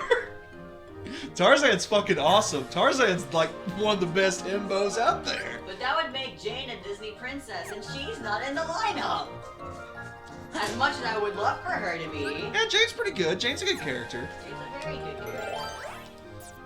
Oh, what do I want to change this to? Fucking give us... There's no strong room. Fuck it. Yeah, I don't know. If you're lenient with the definitions, because it's like... Because Li Shang, can't really refer to him as a prince, because when you're working with, like, emperors and shit, that's not like princedom. Yeah. But even then, he just becomes the emperor's bodyguard. And, you know, Mulan does too, I think. I think at the end of the movie, they might, like, work together. He's not a prince, but he is royalty. But just for the sake, I'm going to call him a prince, even though he's an actual ruler. Do you know who the best one in Disney history is? Who? Ah, shit. Am I wrong? Shit, yeah, that's pretty good. You're gonna look at me and you're gonna tell me that I'm wrong? Cusco's pretty, ooh. Damn, that's a Cusco's good a argument. legend. That's a good argument. That's a good argument. I also like that the movie is not based around love, at least not in the traditional Disney sense, right? It's about bro and friendship. Yeah, it's a bromance. Yeah. It's a slow burn bromance. A dude gets turned into a llama, and that's the plot of the series. I think Cusco's a bisexual icon. We don't know his Yes! sexual preference, but God, can we assume? He's metrosexual at the very Cusco is least. bisexual because I said so. There we go. That's a valid enough reason. That's fair enough. I feel like John Goodman's character is also like. I feel like he falls under the character of yes, he's a straight man, but he's a great ally because he has a bisexual wife. Yeah. Okay. Do you have any proof that his wife is bisexual? No, not quite. But is she lying because I said so? Yes. Okay. And that's a fair point. That's the only argument we've got, but it's the only argument out there, so it's the strongest You one. know what character is definitely not straight? Kronk. But, well, he's either not at all straight or just a hella good ally. I would come out to that man and he would support me so much. Kronk is by far and large Disney's best himbo. Yeah. He is, without a doubt, Disney's best. He is the... He's buff, he's nice, he respects women. He is the poster child. He is he is the textbook definition of a himbo. Oh God, I need to watch Emperor's New Groove again. It's been long enough. I can watch it. I remember watching Kron's New Groove and it being kind of good. I don't think I've ever seen that one. It's good. It's one of those that's like, I know it's not gonna be as good as the original, but yeah, and for that reason, why'd I leave? No. The only Disney movie, or the only Disney movie sequel that I can say is as good as the original movie is an extremely good movie. And I watched that movie first before I watched the original. Hell yeah, dude. And I love a goofy movie. Hell That's yeah. my favorite Disney movie. But with an extremely goofy movie, you have Max going off to college and also Goofy going off to college. And, he gets with this cute librarian, and they just have like a cute little disco romance. And there's also X Games shit in there. I'd argue that an extremely goofy movie is one of the best sequels ever made. Yeah, you're right. I believe totally it right. falls, an extremely goofy movie, Shrek 2, is one of the best sequels ever made. The only complaint I have about an extremely goofy movie is that they took away Bobby's mohawk. They just gave him a straight buzz cut. Damn, I forgot about that. And that sucks. Everything Everything else is fine by me. Everything else is good. It's funny. And I've seen this talked about elsewhere too. And I remember one of the most prolific things from the first movie, a Goofy movie, is how fucking delicious that cheese pizza looked Yeah. in that aquarium-themed hotel room. It's like, holy shit. Pizza has never looked that good, and a waterbed has never looked that comfortable. I don't know how they did it, but they did it. I was watching a video essay on YouTube about how good of a movie a Goofy movie was. And it was purely based off, like, nostalgia. Like, you can look at that I don't movie believe and say, that is pure 90s. Oh yeah, that's also very fair. I thought you meant like it's only as good as it is through rose-colored glasses, No. rose-tinted glasses. Oh, no. Oh yeah, I was about to say I think that movie holds It's like up. a time capsule, almost. Mm-hmm. It holds up very well. It's got amazing plot arcs, character development, It's got good songs. good music. Good I agree. songs. Like Eye to Eye, Stand Out. That shit slaps. It's like it's super good, believable character development. It turned a lot of millennials into furries via Roxanne. Maybe Max if you think hard enough. Yeah, her and Space Jam Lola Bunny they did Lola it. Bunny. They created the generation of furries. Along with that one lion from Lion King 2, the emo looking one. You brought that up, I did bring that up. and so far, you're the only one I've seen with that argument. Listen, I've But never for the seen sake Lion of it, King I'm 2. going to believe you. I have Listen, not I've seen never Lion King I 2. have not seen Lion King 2. Mom has Disney Plus now, so I can watch it whenever I want. But I really don't want to. Me either. The Lion King sequels seem like they'd be questionable. I've also seen the argument of Nala from the original Lion King. Interesting. I'm not going to argue one way or the other because I feel like either one would be digging a hole. It's like there is nothing I could say that I think would be acceptable for primetime television. If there is one 100% valid furry, like canon furry in media,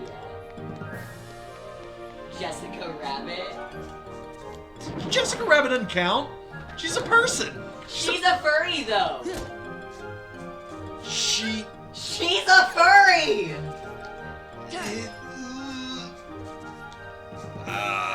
Okay. Shit. I don't know. Jessica Rabbit is a furry. furry. She's in it for the looks though. Not okay. No, that's wrong. No, she's not in it for the looks. She loves Roger Rabbit with For- sincerely and For his humor. genuinely and sincerely. She's a furry. Oh man. Like, who didn't have a crush on Jessica Rabbit as a kid? I mean, come on. All right. See Come where. on. So where I originally thought. So I get your argument now. I see it and I accept it.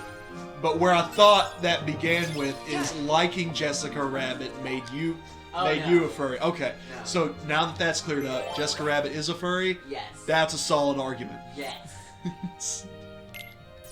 That is definitely one argument that could be had. I'm not a furry, and I do not know of any fictional characters that I grew up with who would have made me such. That's it. That's the statement. I didn't have the Lola Bunny experience that most millennials had. Wait.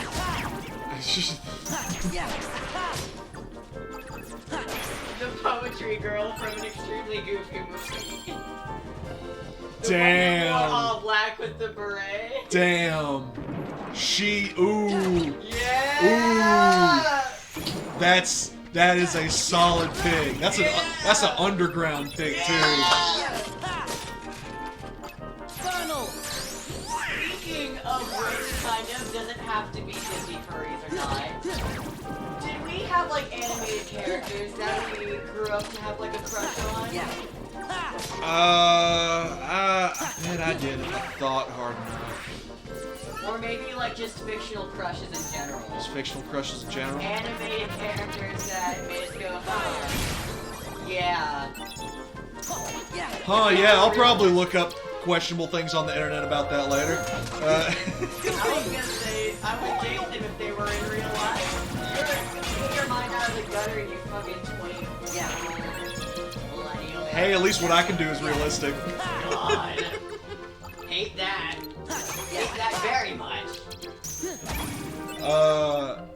Yeah. Because my first thought that comes to mind is a character not animated, but Just fictional characters in general. London Tipton from Sweet Life of Zack and Cody. London Tipton from Sweet Life of Zack and Cody. Brenda Song, yes. Wow. 100%. Dang, I would have never guessed. Oh yeah. Oh yeah. I've never seen you Huge. watch any Disney Channel original shows. I liked Sweet Life of Zack and Cody well enough. I liked it well enough. But that's one of the earlier ones I can think of. But yeah, but when I had when I got PS2, like I kind of stopped watching TV for a while. And I just kind of like focused on video games for a while, so I had a few video game crushes, that's for sure. One of them was Box Cop from Sliker. Maybe. Yeah, one of them was the green-haired girl from Jak and Daxter, Kira. I think she's great. Maybe not big, but, and this is gonna get some judgment, I know it. But if I think about cartoons from what I watched, anything animated from what I watched when I was younger, Vicky from Fairly Odd Parents did some things to me. And I don't know why. That's not at all like my preference, my kink preference. What, you have a degradation kick or something? That's what I'm trying to explain. I don't think so. But shit, man. Just something about it, I was like, well, that's interesting. Man. Listen. If we're This might also cause me some judgment. if this is if this is sharing hour, Man,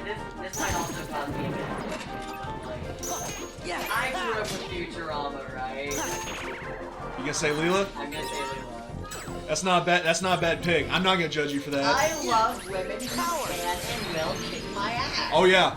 Oh yeah. Most definitely. Tifa from Final Fantasy. That's prime. That's prime. That's prime, but it's almost almost so like normie shit at this point. But Standard white bitch. yeah, no, I agree. Another Women one, that can beat my ass are great. Another one that I always think of is. Do you remember the show that came after like the sequel series to Rugrats, all grown up? Uh huh. When they were like high schoolers? Yeah. Man, Tommy Pickle. Shut up. Shut the fuck up. In my defense, I was like 7. I remember being like a little kid and us going to like Blockbuster and I would like rent out the DVD. That's awesome. Oh. There was also, he's not animated. Sure.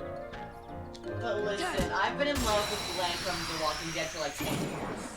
Okay, yeah, I see that. I've been in love with like Stephen Young for like 10 years. Stephen Young's fucking great, dude. I love him so much. He's such a cool dude. He really is. I have been in love with that man for like a solid 10 years. So yeah, I can't even fault you for that. Do thing. There we go. Forgot how to do things. You've never watched Adventure Time. I can't talk about that. I know enough about Adventure Time that if you say Marceline, I'm gonna be like, okay. But I love Marceline. Yeah. Also, Fire. I want to say Finn, but I wasn't. It wasn't more so about Finn, but more so his voice actor, Okay. who I kind of had a crush on for a bit. Mhm. Oh boy. I can't really talk about video games until I played the Nintendo. Sure. And there weren't any Kirby characters that for me. But I remember owning a Mario game on my DS. Yeah. And there was, I don't remember the girl's name. Ooh, let's talk about Daisy. It wasn't Daisy, it wasn't Peach, but it was this lady who was like brunette, and I think she had like another character was like one eye covered by hair, and she had like a slim red dress. Oh, Pauline? Probably. Oh yeah, so Pauline was before there was a Princess Peach and before there was Daisy, the very first Mario game where he was like jumping up the ladders trying to get to a Donkey Kong throwing barrels at him, save the princess. That was Pauline. Yeah. Which Pauline in Super Mario Odyssey is. Oh, wonderful.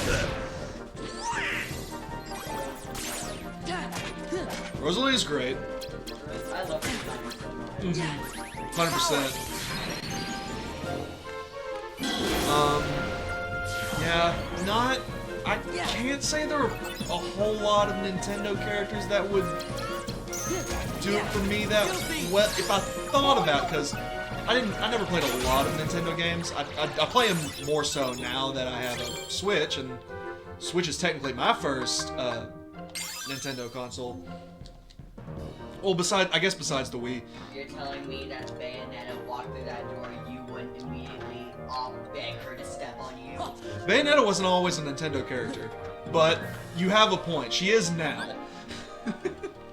She is now, so you have a very solid point. I don't know her name, but it's the goddess lady from the Kid Icarus games. Palutena. Yeah. Alright, that's fair. That's pretty fair. I would also argue, you haven't played No More Heroes, so I can't really say anything about a lot. I mean, most of like my 6th grade YouTube experience was watching like video game top 10s, so I know what you're talking about. Let me show you, not the main girl from No More Heroes, because she's manipulative and toxic as shit, but there's one character. Her name is Holly Summers, who is awesome. She is fantastic. Oh, I love her. Oh, she's I love great. her. She not only is she great, she's the first character who looks like and appears to give a shit about Travis. So there's like almost an emotional thing there. But yeah, she's got a prosthetic leg, which is cool. You don't see that yet. Yeah, here. Let me show you that picture again, which is not something you see a whole lot. Yo! And sure, her whole gimmick is fucking sick. It's fucking cool, dude. So I like her a lot, and she's technically a Nintendo character. All right. What about anime? Because we've both seen our fair share of anime. Ooh, There's got to be a lot there. normie shit. But Faye Valentine from Cowboy Bebop. Man, I love Faye Valentine's fucking awesome, Both dude. Both Faye and Spike. Oh my god. Yeah. Oh my god. I ain't disagreeing with you there. I gotta think what if I had to. Shit, man. Now that I've been watching One Piece, I like Nami a lot. Yeah. Nami's pretty good. Yeah. She as a character, even though I think the writer's name is Oda. Even though Oda draws all of his women the exact goddamn same, Yep. with a waist the size of a penny, if Yeah. you lay it down. Nami's cool. Nami's cool. Nami's hot. Nami's redheaded. That's all I need. Man, when I tell you that 13-year-old me was absolutely head over heels for Ling Yao from FMA. Oh yeah. Yeah. I loved his character. I loved Lon Fawn. I loved Lon Fawn. Oh my god, Frieza. Riza, what about Olivia Armstrong? Oh, Olivia Mira Armstrong. She could stab me with her sword any day. Oh, and she will. Leave me in the cement to rot. I am in love with her. She's awesome. She's I'm in awesome. love with And her. oh god, what's other Armstrong's name? Alex. He's also a textbook himbo. Yeah. He's phenomenal. I love him. He respects women. Oh god, I need to. I feel like Alex. I feel like with Lieutenant Armstrong, he's really smart, but like he thinks with his heart more than his brain. Roy Mustang's not a himbo in terms of like, he's just plain stupid. Sure. A dumb dude. Alright, I feel like I have to concentrate a little bit because this dude will kick my ass. He will kick my ass super hard if I am not at all careful. I am just going to talk about un-FMA characters now. Please do. Literally Roy. Literally him. Ouch. Because Fire Thunder.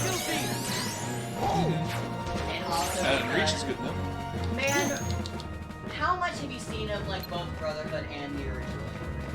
I've seen the occasional episode of the original anime and all of Brotherhood, of course. Because in the original anime, they changed a lot of things about it because the manga was finished at the time. And in both the manga and in Brotherhood, Scar, like not Scar, but Winry's parents were killed by Scar, right? Okay. Apparently in the 03 version of the anime, it's Roy who killed Winry. That was a huge deal. That does sound like a huge deal. It is a huge deal, and it didn't really make sense. Well, A lot of things don't make sense. Like Sloth, for example, who looked a lot like Trisha Elliott. And Raph, who was just a little kid, just a little annoying kid. And Pride, who was pure King Bradley. Everyone else was the same. But Hohenheim was done better in Brotherhood. yeah? Dill. Oh yeah? He is a dill. He... Listen, I know he was kind of technically a deadbeat dad. He left the boys. He was immortal. Yeah, but... Listen. Vance was hot. I'll give him that. I'll give him that. Yeah. And, you know, he did some good things in, like, the second half of the series. Yeah. There. That's it? Yeah, that's gonna be fine. Green. Like double Woo! green. Fuck! The first original green back in, like, the sewers with the sunglasses and all. Mm-hmm. But also Greed when he merged with Ling. 13-year-old me was enamored. Because, like, Ling is 15. Mm-hmm. And at the end of the series, he's, like, 16. Which is mind-blowing. Because he's buff as shit. Like, dude got ripped, and it's like, dang. Now that, like, I'm older, it's like, I am 19 and still look like a toothpick. Anime works in mysterious ways. It do.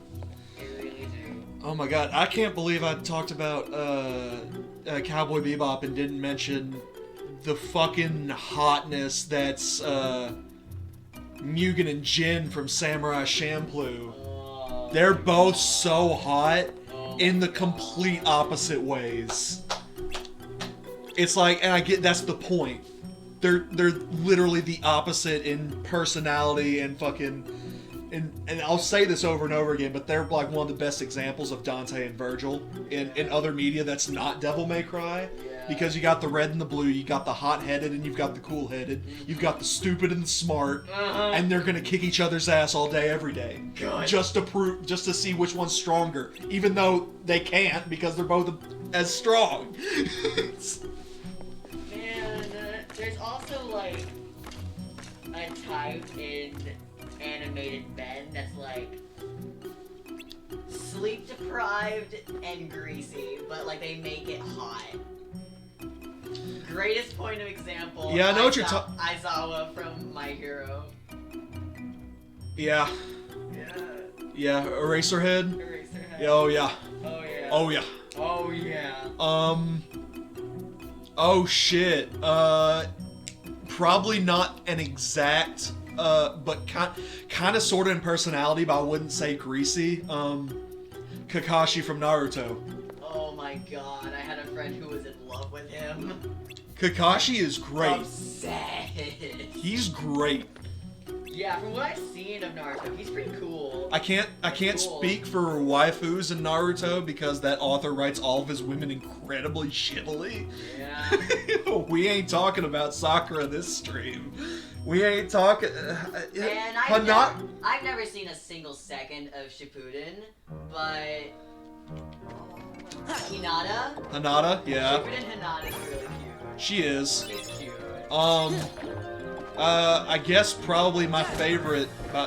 If we're talking waifus who could beat my absolute ass in Naruto, Tsunade, who's fucking beat my ass mommy in both regular Naruto and Shippuden. She's probably my favorite. Oh my god, Legend of Korra Toph in the flashbacks. Oh my god. Oh! Hell yeah. Yeah! Hell yeah. Also Korra. I love Korra a whole lot. I very much appreciate, like, I know not everybody liked Korra for her character, but it's just like the fact that she's so opposite from Aang is what made me really like her. Okay, but on the Korra discussion, Just bits and pieces. fans of, like, certain fans of Maybe the you could of, try like, telling certain us some anime more series stuff about her. will Who knows? praise a It might male even help you character remember other for things. being brash, for being hot-headed, for not really thinking about she their was decisions, quiet for and being always cocky. drawing. but then When we'd go to they'll the hate beach, Cora for being she'd draw a picture exactly instead of that. swimming. And I love that character Sometimes she'd archetype draw too. us Yeah, too. she's cool. She was really good. So this is important. Oh, it's I remember Lore. Riku and I fighting over who she'd draw next. But one day, she was gone. Just like that. I think the grown-ups knew the reason. They might even have tried to explain some of it to me. But I was Is the little. word I probably didn't understand what was happening. starts with a D, ends with N. I remember crying Well- after she was gone. We did see her in another cutscene, Yeah. so I but- won't. Yeah, But- she's obviously not That's all. dead, but like she still vanished, don't and they were remember like, her "How do we name." explain this to the children?" Well, we might just have to go on and figure it out ourselves. It's like parents explaining the concept I of must death point to their out, children for the first time. Sora keeps remembering things It's like, instead "Hey, of forgetting Mom, them. where'd the fish go? And it's like, It seems to me, forgetting things may be the only way That never happened. to reach That the was just an memories example. buried Send it to the deeper farm. down inside each of us. it kicked the bucket. So we should One of, forget I in think one of order my to favorite remember? examples of Like those guys explaining said, death to a child our most precious memories comes lie from so deep in our Kill Bill hearts 2. that they're out of reach. Because there's a scene where All that stuff about finding, yeah, being losing, spoilers for and Kill Bill losing, 2. being finding. Spoilers for Kill Bill 2. I Go didn't go get watch it at both Kill first, Bills. but They're maybe two of the best movies This is ever what they made. meant. Or, Sora, I think I'm a little jealous of you. When How come me she and finds Donald and Bill, Jiminy David aren't Carradine, remembering more of the stuff after from our she memories? learns that her daughter is still alive. Does she learn that her daughter's still alive? I don't know. We learn that her daughter's still alive, but she may not know at that point. But she goes and finds him and her daughter, and there's a very nice sit-down talk about what happened to her goldfish. And she took him out of fishbowl for whatever reason. I don't know. She's 4 or something. She doesn't really understand the concept of what can kill and what can't kill. But it's like, oh, this might be important. Let's find out. Just as we intended. Fictional We'll character. continue with our plan. Let's see Which how one? far this Yes? trip will go. You had your fun on the first floor. Sure. So this time, Listen! it's my turn. He's hot! He is hot.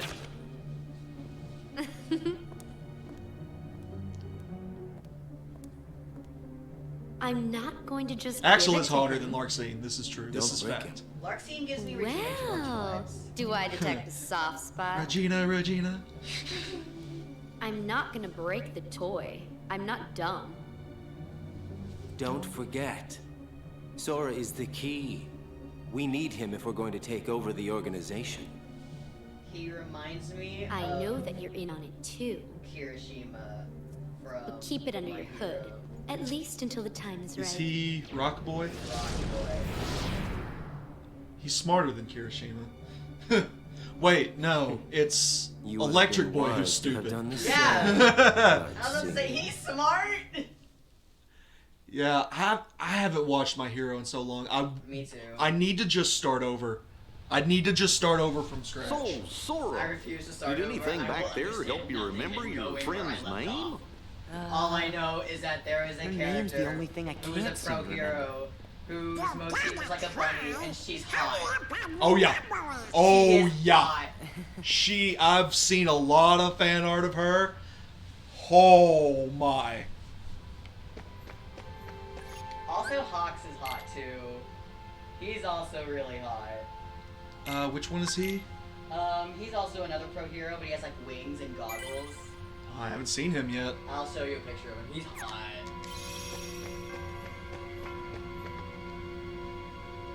Let's see if we can make it through one more world before calling it a stream.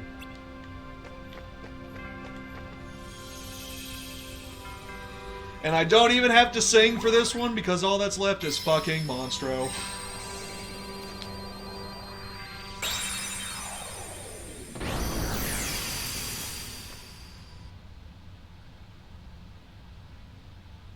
Hey, yeah, where's a good picture? Yeah, alright. Yeah! Yeah, okay. Yeah! Everything's soft and squishy and gross. This looks like the inside of a cell.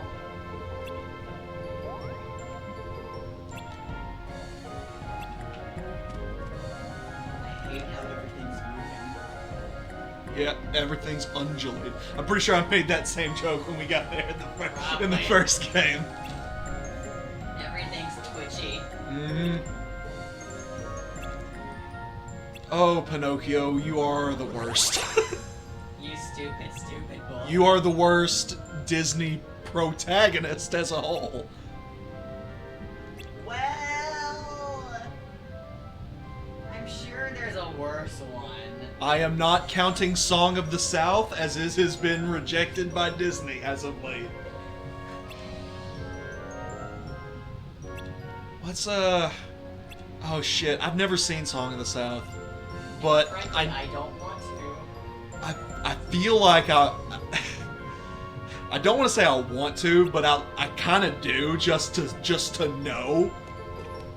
Because it's like, I heard... Take notes on what never to do. Sure. Yeah, absolutely. But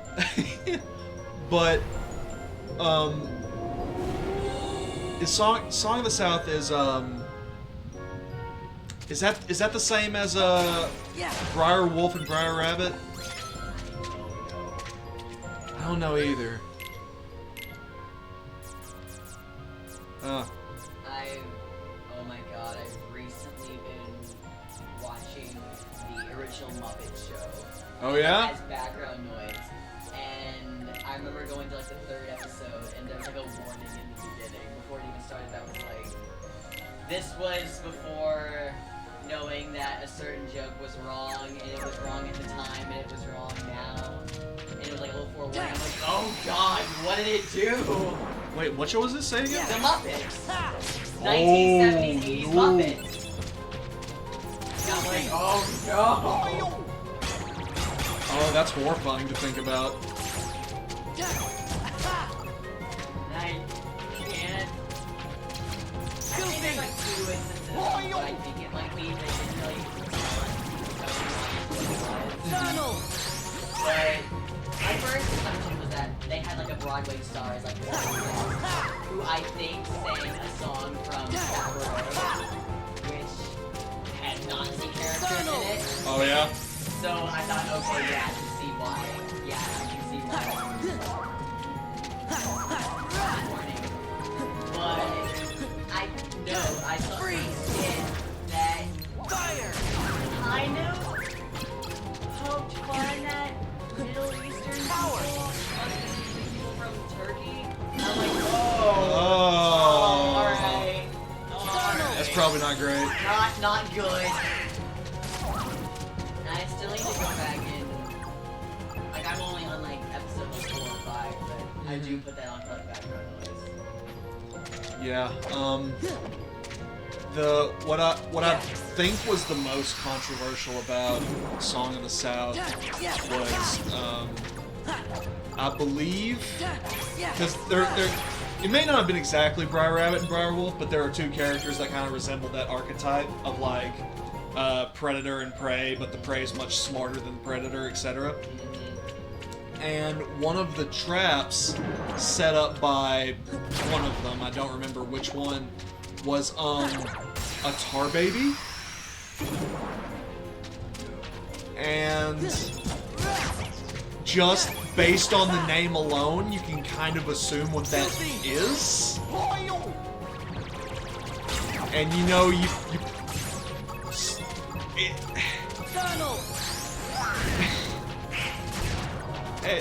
yeah. So it's like the trap was the baby made of tar, which resembled a black child, and it's like the implication is just like, oh, you're just gonna want to punch it?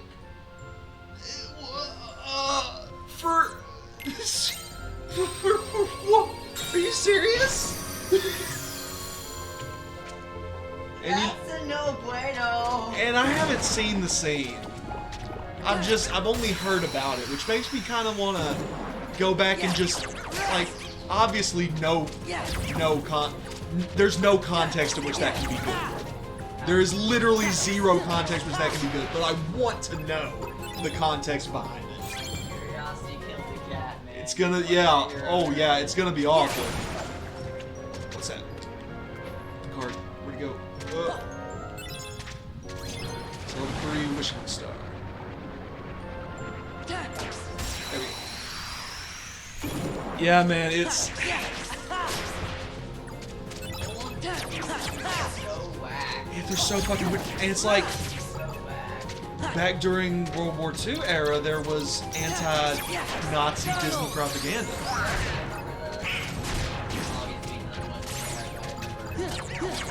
Yeah. Yeah, I watched, I watched one of them, and it was, Donald Duck as a Nazi, but as like a purposefully stupid Nazi. So, it's like, is that okay? Treading a very thin line I'm here. not gonna think about it. It is treading a very thin, very cautious line. There we go. Remember that old VHS that we used to have where it was like a bunch of Disney shorts from like the 50s? I think so. And I remember one of them being about like a band, and there was like a big concert going on, and Donald was just being stupid. As Donald tends to be. Yeah. As Donald is one to be. And of course one of them was Steamboat. Uh-huh.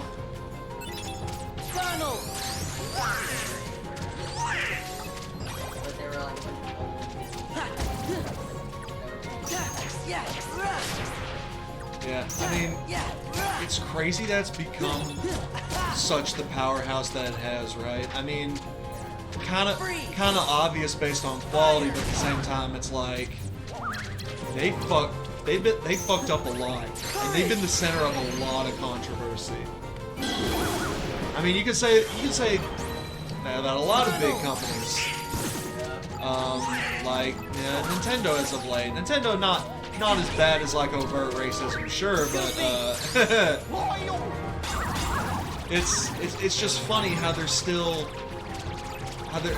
regarded as classic as they are. That along with Tom and Jerry. Oh yeah, Tom and Jerry's crazy too.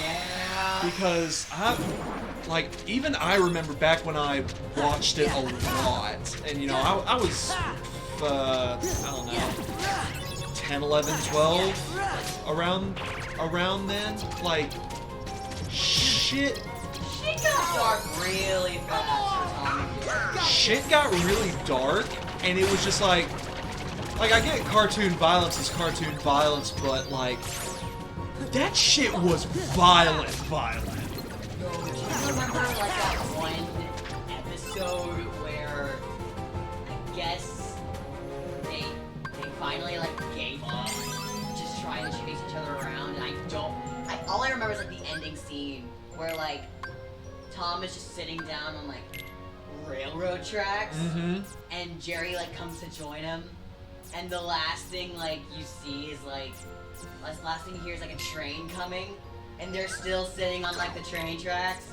and then it cuts to the credits. It's like, what the fuck?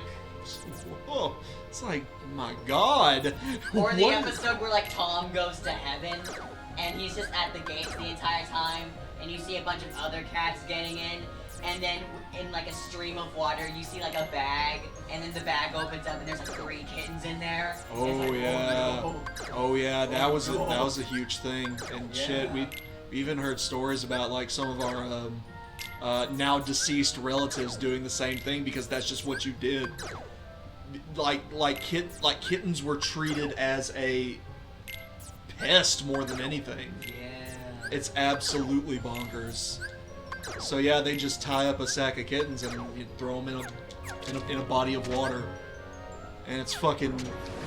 that's some fucking dark shit that you don't talk about anymore. Fucking Luca Magnotta type shit. Man, fuck Luca Magnotta. Is he dead? I can't remember. Is he dead or in prison? I think he's in prison. Man, fuck him. Man, Don't Fuck with Cats is like the one documentary series that I could probably watch over and over again. And probably like tired of it. Even though it's fucked up. It's like... It's just very interesting. It's fucked. Its premise is real fucked up, but the payoff is really satisfying. Yeah! Because it's like going into it, you want the absolute worst to happen to this piece of shit. Yeah. But also like the thoughts behind everything. That's clever, but also really fucking stupid. Oh yeah. Like, I've said it before and I'll say it again, the fact that it's a bunch of fucking internet nerds that do it, it's like they got nothing better to do, and they like kind of, and as mean as that is, that's kind of like the thing about the whole documentary, right? Is that like these are just a bunch of people online with not a whole lot better to do, and then they saw the goddamn, I forget, does he actually end up murdering a guy? Yeah, the ice pick! Yeah, The ice pick video, that's right. Because it starts with cats, and these people are like, well, this is fucked up, we need to find this guy. He put the torso in like a suitcase in the dumpster, and then he mailed off a foot to the head of the Conservative Canadian Party, along with a single hand to another part of the Canadian political party. Absolutely bananas. Can I also talk about how much I hate his mom? I did not like his mom, even though it's like, she's of course it's her son, but she's like, I believe that he is innocent. It's like, and she still believes, like, I believe that he's not alone in this. I believe that Mason Lopez also assisted in it, with literally no record of his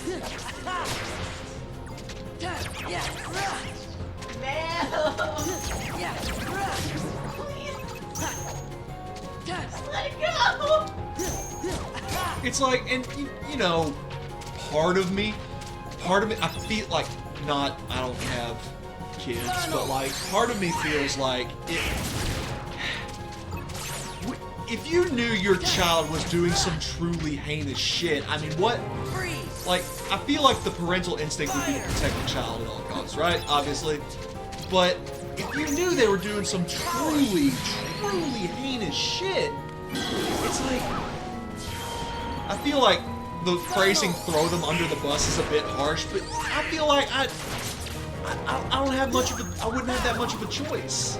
Man, if I ever Like, if I knew they were actually like torturing animals and shit, and like they killed a guy for fucking, for the fucking police, I'd be like, yeah, this is your rehabilitation is for your own good, because you are a menace to society.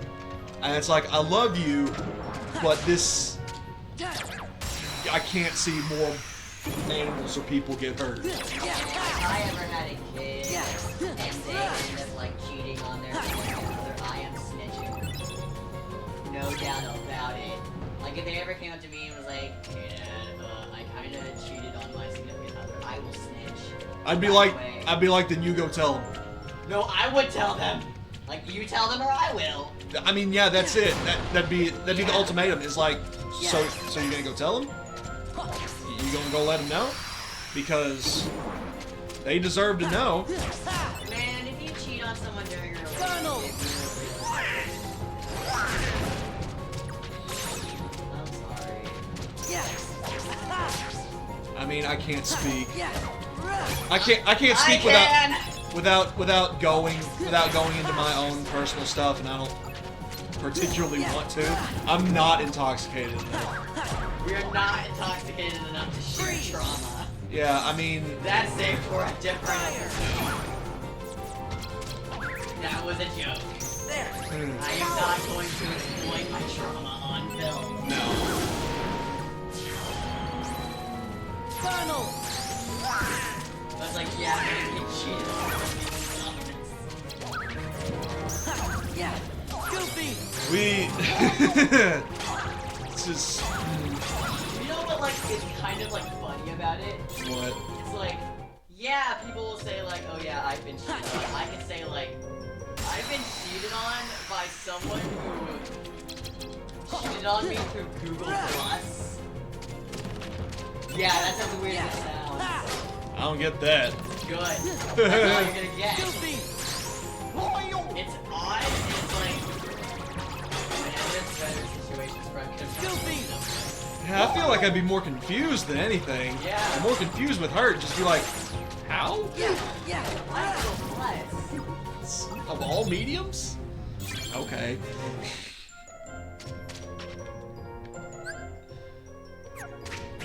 Anything more happened. No. Damn. No lore happens in Monstro. I don't give a shit. I don't give a shit about fucking Pinocchio. No important lore happens here. Are there any mitochondria being found on the walls, being the powerhouse of the Disney World?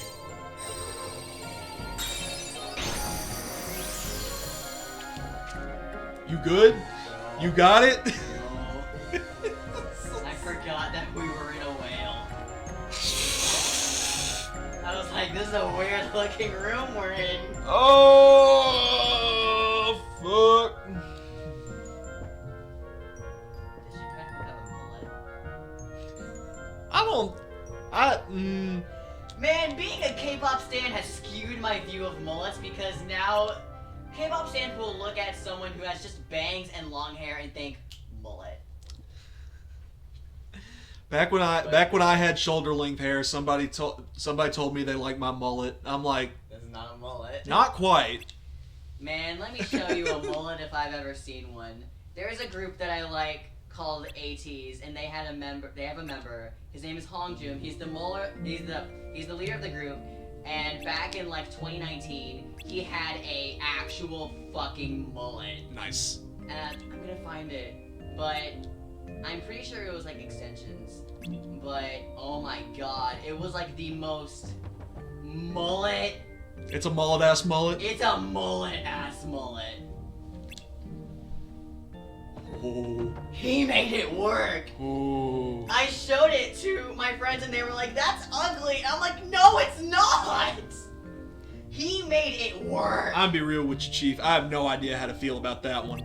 Listen, he made it work. You can give excuses all you want. I do not know how to feel about that one. But you can agree with me, but that is a mullet ass mullet. It's a mullet ass mullet. It's a mullet if I've ever seen one. There is no argument to be had there.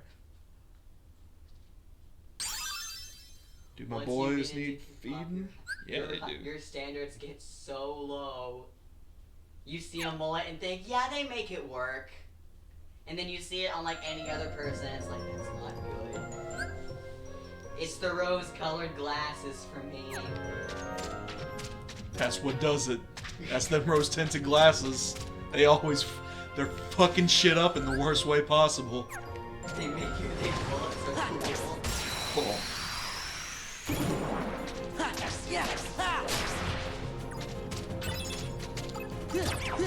So, I think there's one person, there's a himbo that we have been, Disney lore? Or fictional lore. okay.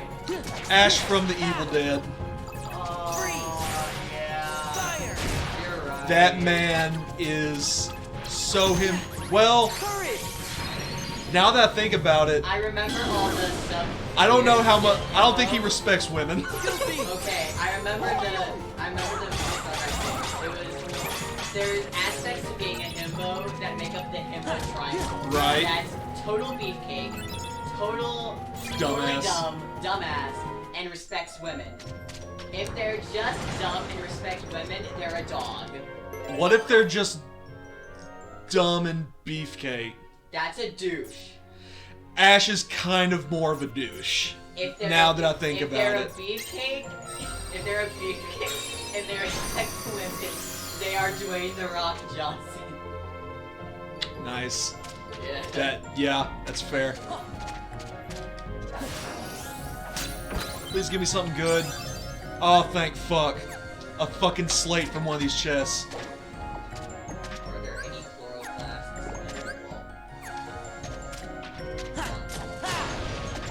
Sir, this is a whale.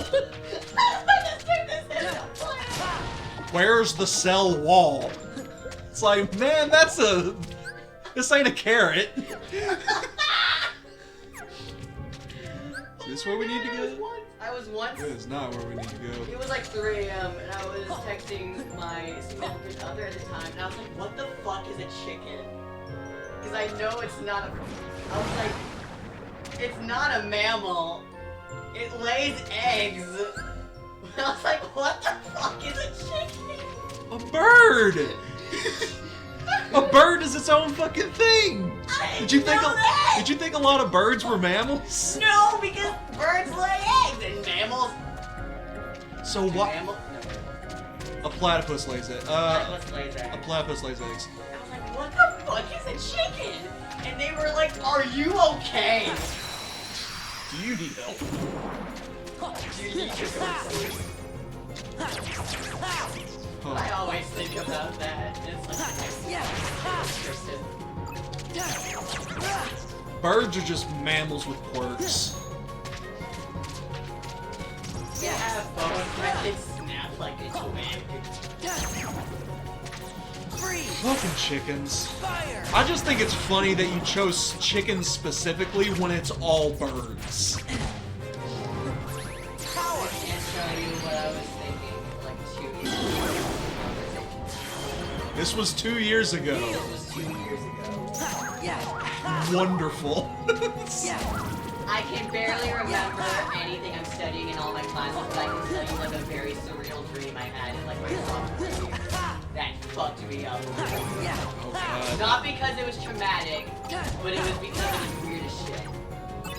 I have a handful of those. I used to write them down or like save them in my phone under like a notepad app or something. But yeah, I used to have a lot of fucking weird dreams. I never wrote this down, but it was just something that laid in my subconscious, and I told it to somebody that it just entirely been ingrained in my memory. Have I told you, because I don't remember, I've definitely told Logan, I don't know if I've ever told you, but have you ever had a bout of sleep paralysis? I don't think sleep paralysis. Honestly, I don't know. It's I don't think so. it's a very specific condition where, it's like your brain wakes up and your eyes open, but your body is still in a sleep trance. I know about sleep paralysis. I just don't think about it. But your brain will tell you, or like still think you're asleep. It's like your brain's awake but still thinks it's asleep, so it'll give you like dream-like images and hallucinations while you're awake and you cannot move. Yeah. So I think I've had something that was like, Akin to it. yeah, it was very similar because it had a lot of elements that are similar to a lot of sleep paralysis stories, but it wasn't quite it. And let me tell you what happened. I was living in Vista.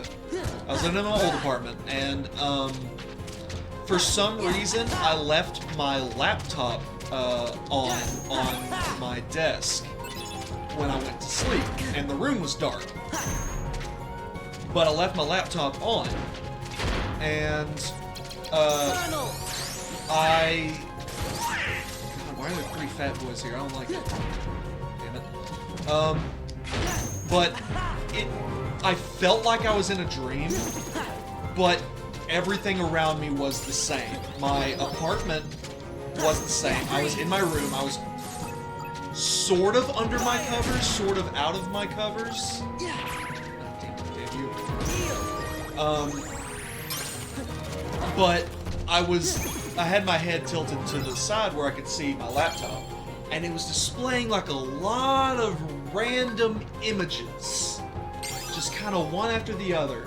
Nothing that really made any sense, and there was a lot of like kind of sinister colors to it, like a lot of dark blacks and a lot of deep reds, kind of like blood and shadows type shit. And I was just remember not being scared, just being kind of confused by it.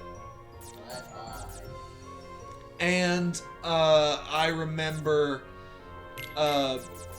just kind of being like confused by it, not really understanding what I was seeing. and I looked over, and the way my room was set up was I was able to lay down in my bed, and I could see my door from where I was laying. So I kind of like, I could kind of like tilt my eyes toward the direction of the door. It was already open. Oh, that's creepy. And I remember closing it. Oh, I hate that. But I don't yeah, like that. Yeah, no, I didn't either. Trust me. But it was open, and a shadowy figure who I thought was my roommate was standing there. It's like they had their shape, but no physical features there. Just kind of dark.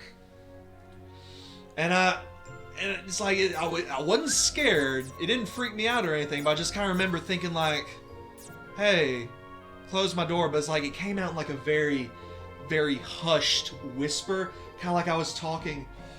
I was talking using my breath. So it was just kind of like, "Hey, close my door."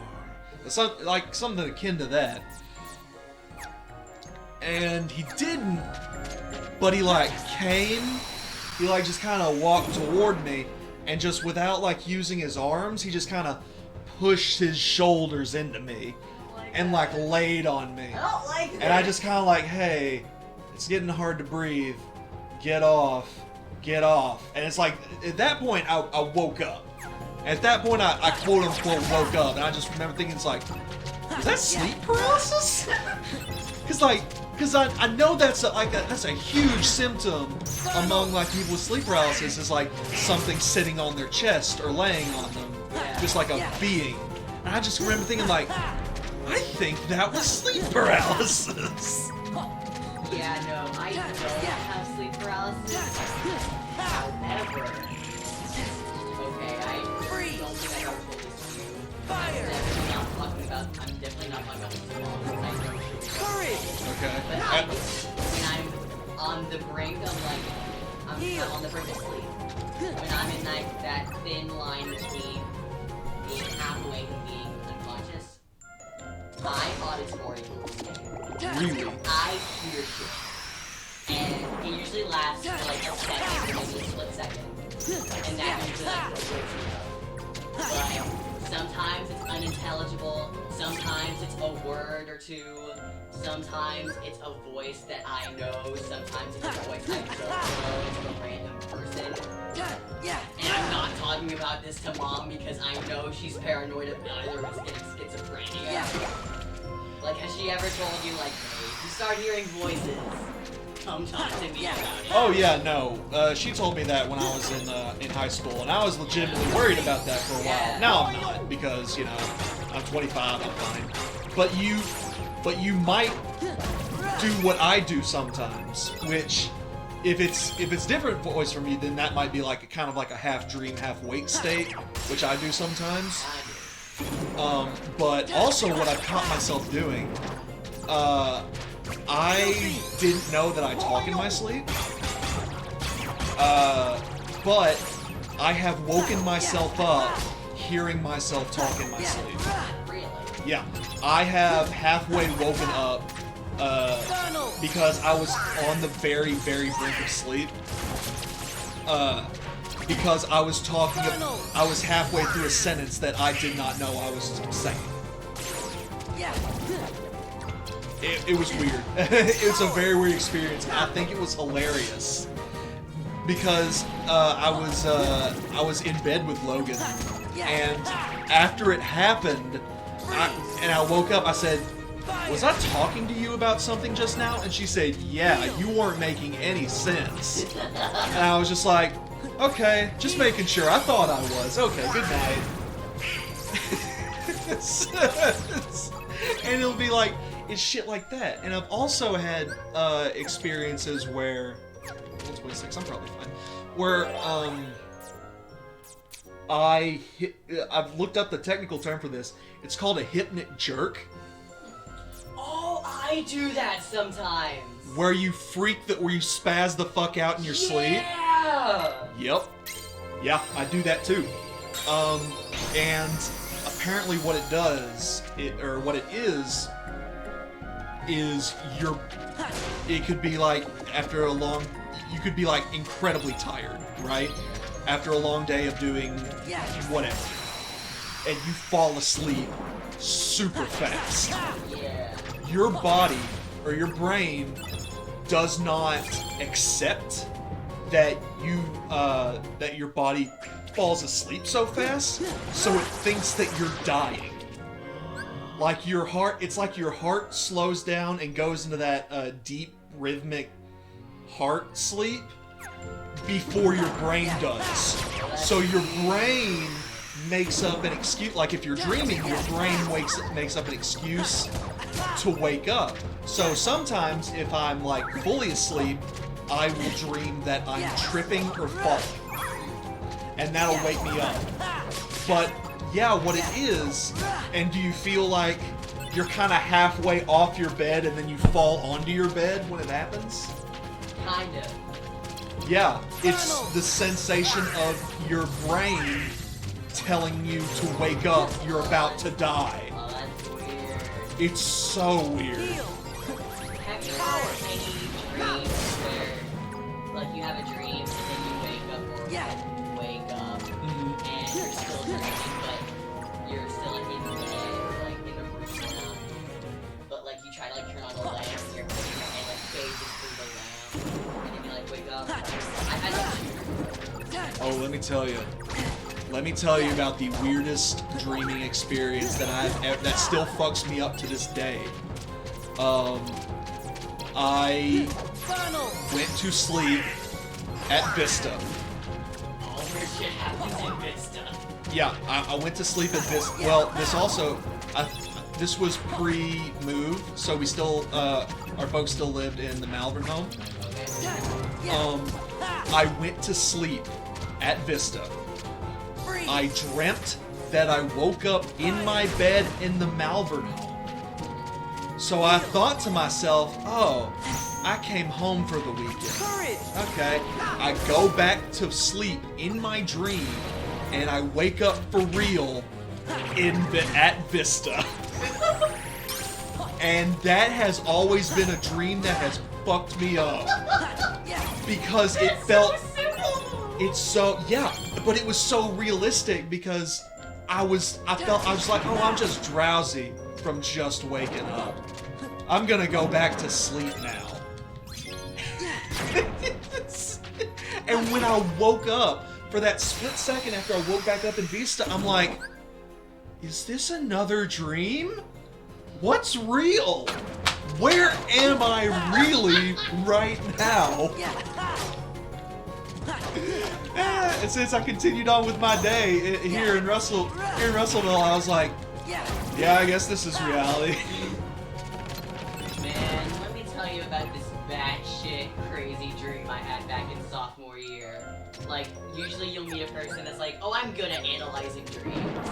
I'm pretty good at telling you what your dreams symbolize. I will tell this dream to them, and they're like, yeah, I got nothing. Yeah, people take one psychology class, I swear. But, then okay, they can so Freud it out. The dream itself was kind of short, but it was like in a series of different dreams. Like, you know, infomercials at 3 a.m., where it's like different commercials for 30 minutes? Oh, yeah. It was like those, where it was like different commercials. But what I remember clearly is the last one, which was the shortest one.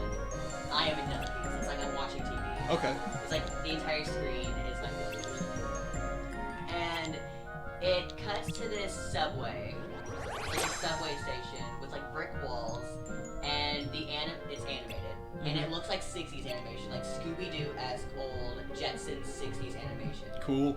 With a bunch of different, you know, characters on one side of the subway, on the other side of the train tracks, and on the other side of the train tracks is this like stereotypical evil-looking, ugly 60s villain.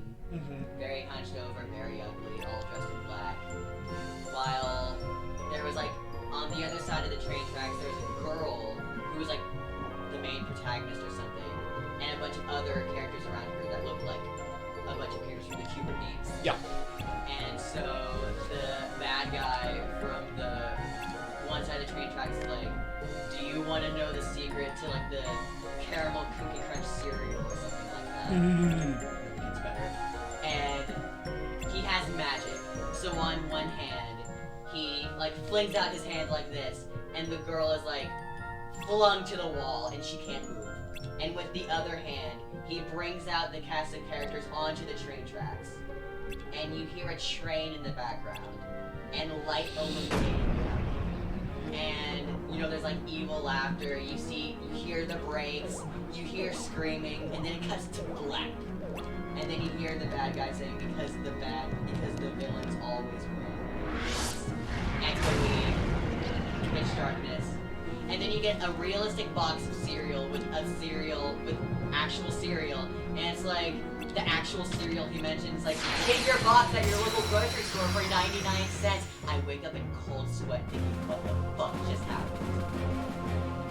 And I go and tell everyone, like, what the fuck does this mean? Sounds like it means you watch a lot of anime and infomercials. That's what I think it means.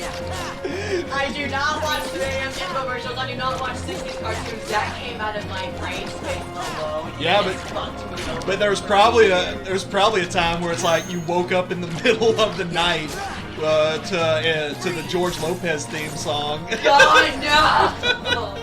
I've had that happen to me before a few times. That shit's fucking wild.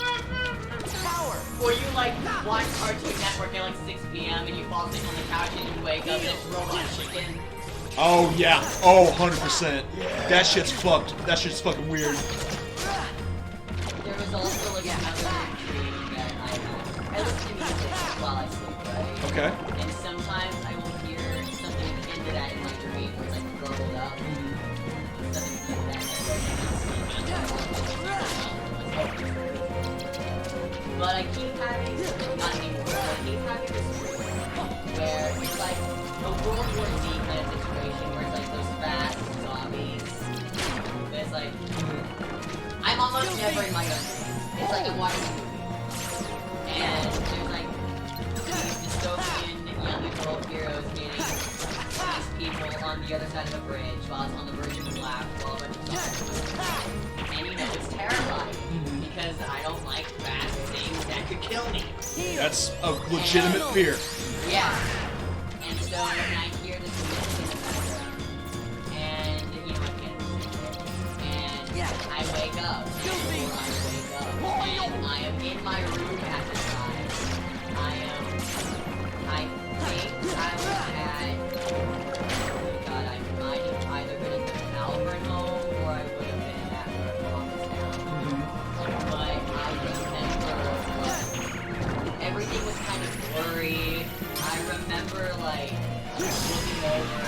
I remember ripping out my earbuds and still remembering I'm still hearing the song. And since it was a scary dream I had, it was like I want to wake up. And I remember like ripping out my earbuds. I still hear the song, and I look over and I turn my light on, and my hand faces to the lamp, and I wake up and rip out my earbuds, and I actually wake up this time. And I haven't listened to that song since. Damn, that's weird. That is weird. That's wild.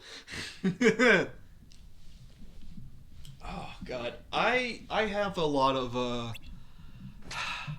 shit. Now that I'm out, it's weird. Ever since I got out of high school, I have a lot of high school center dreams. Really? Yeah.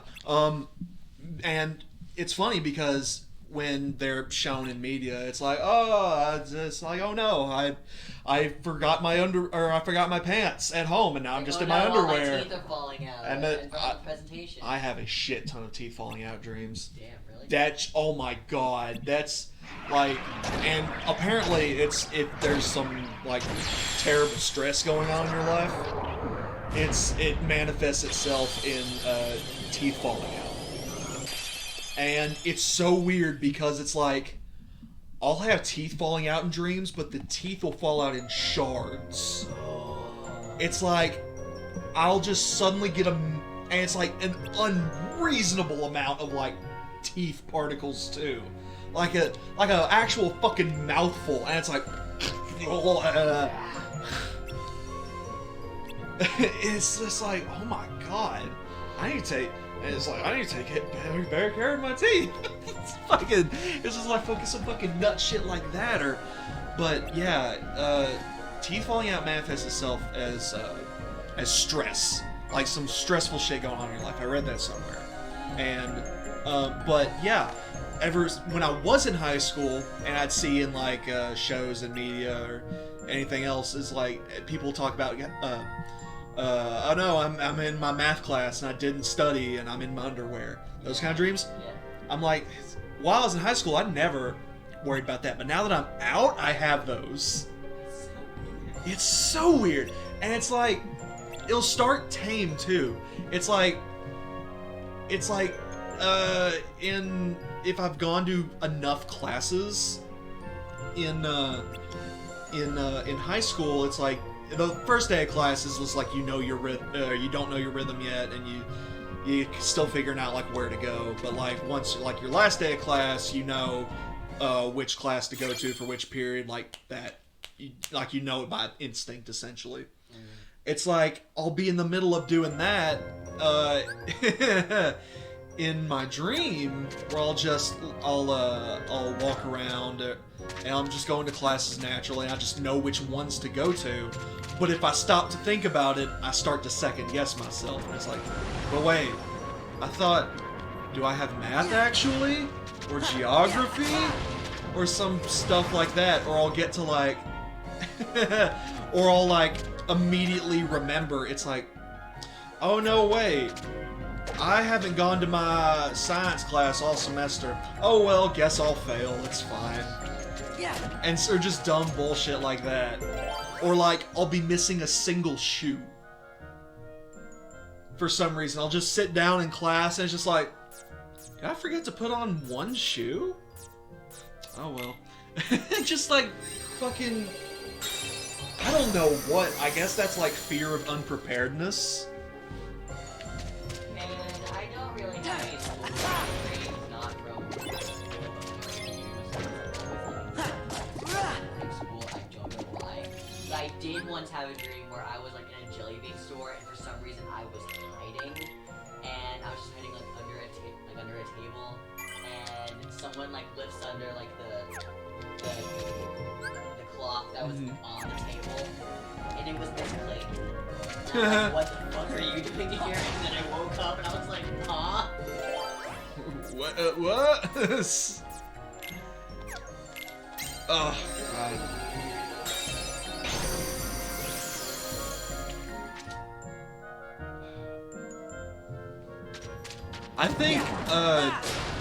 I think some of the most fun dreams are ones that like. I don't know. Do you ever have any dreams that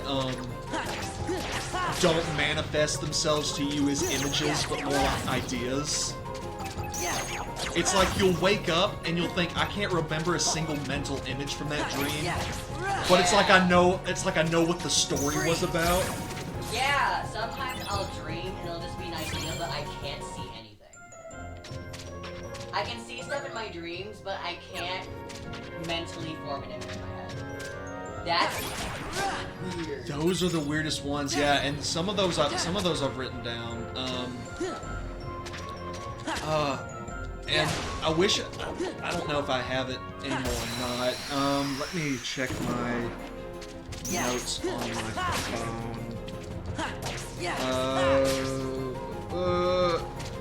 No, that's not it. That was actually an idea for a short story that I had.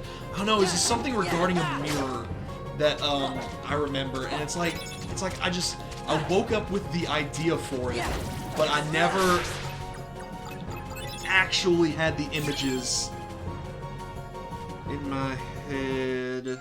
Oh, I love when I have a dream. It's such a story. I love it when that happens.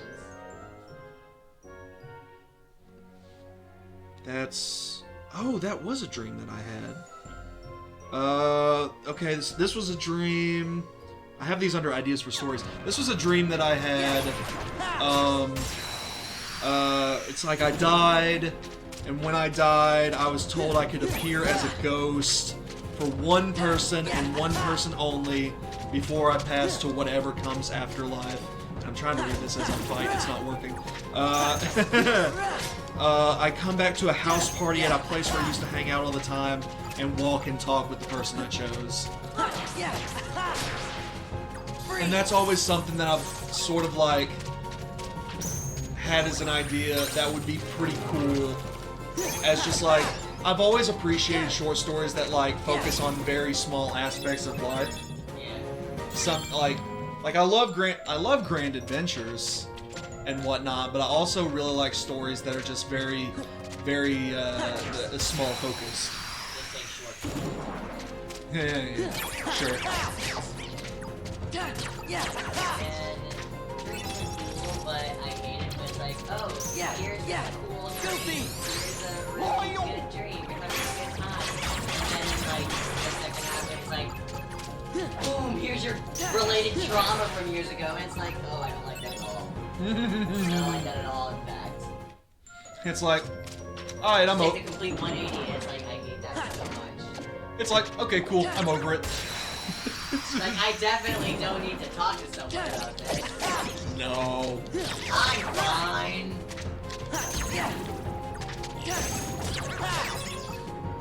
I wish therapy was a lot more affordable for people, because I feel like people more often than not need therapists. Could you imagine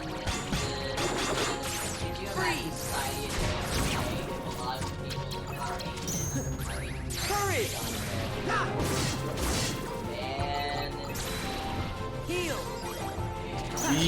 I feel like we would have an entirely different society as a whole. Yes.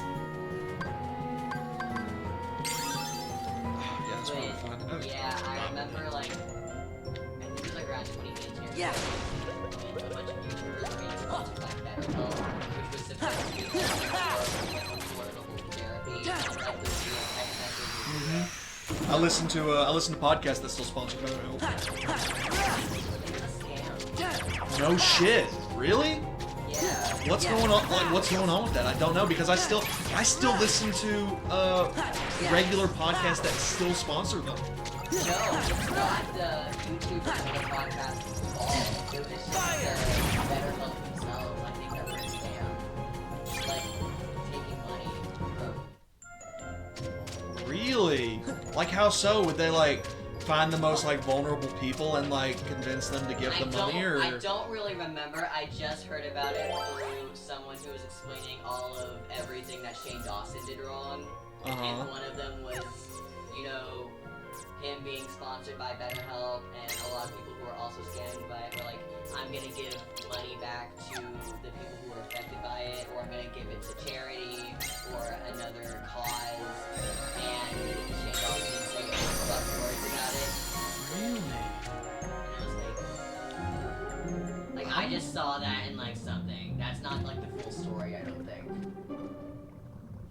I don't know if it was like the entirety of the company or like one aspect of it and they're doing better, but I don't know. Okay, hold on. Yeah, I really want to look into this. Okay, so, controversy. In October 2018, BetterHelp gained attention from media personalities after concerns were raised about alleged use of unfair pricing, bad experiences on the app, paid reviews from actors, and questionable terms of service.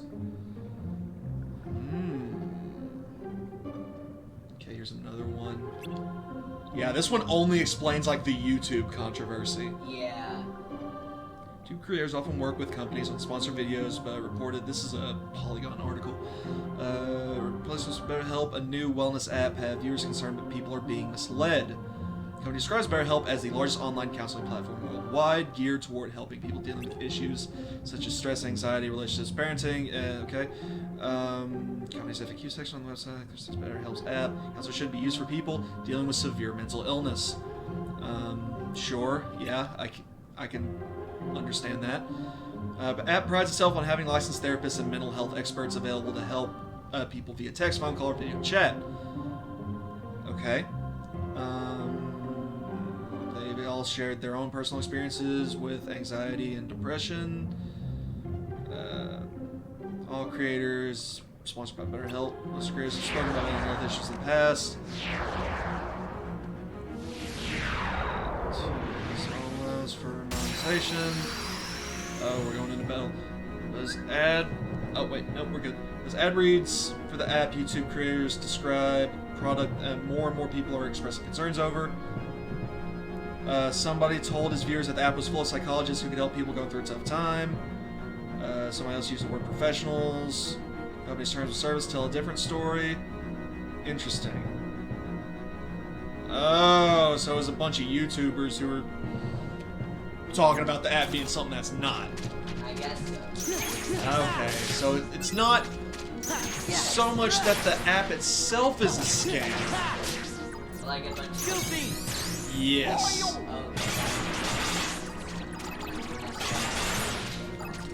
Yeah, okay, I guess people were just more...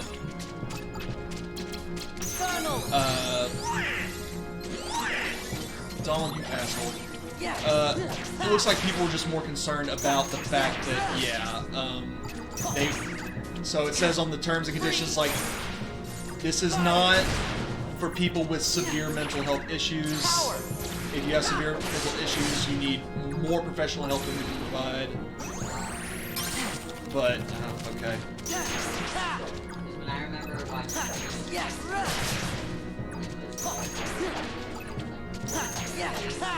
it's like... Not necessarily.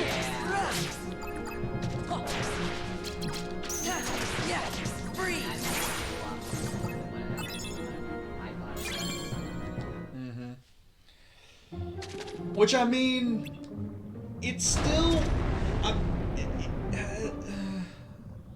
I don't know. Now I'm conflicted because it's an app that says, hey, if you need somebody to talk to because stuff's kind of going on, we've got licensed professionals to help you. I can see how that would be misleading. Yeah. I can see that they were really trying to pick and choose their words very carefully with that. I guess we beat Monstro in the time being. Which, once we get out of this world, this will be a good stopping point. Because we just beat our first set of Disney worlds. Yep. Wait, there's more in this one? Yeah. Oh, God. Yeah. We're essentially ending the first act of Sora's campaign. Now, we've only met 3 organization members technically so far. We're meeting all 13? No. Okay. How many are we meeting of? Probably about half. Okay. A good 7 or 8. Alright. Oh, let me count. We got him.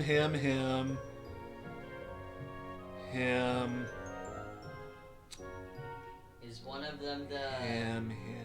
Is one of them the... What are you doing right now?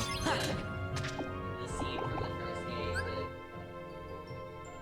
Oh, the secret boss from the first game? not the secret boss, one of the important scenes from like the first...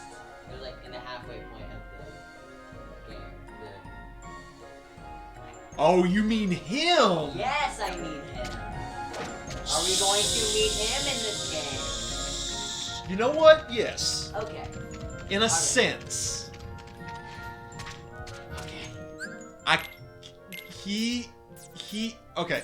He is a end credits teaser. Good enough. Yeah. Good enough. Alright, I'm gonna put you on, and I don't think we want Blizzard for this fight. In fact, we might want another fire.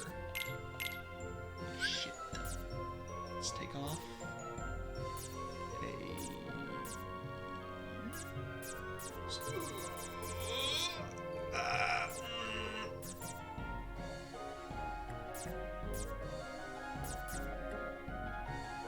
a 6 Kingdom Key. Fuck it. It's fine.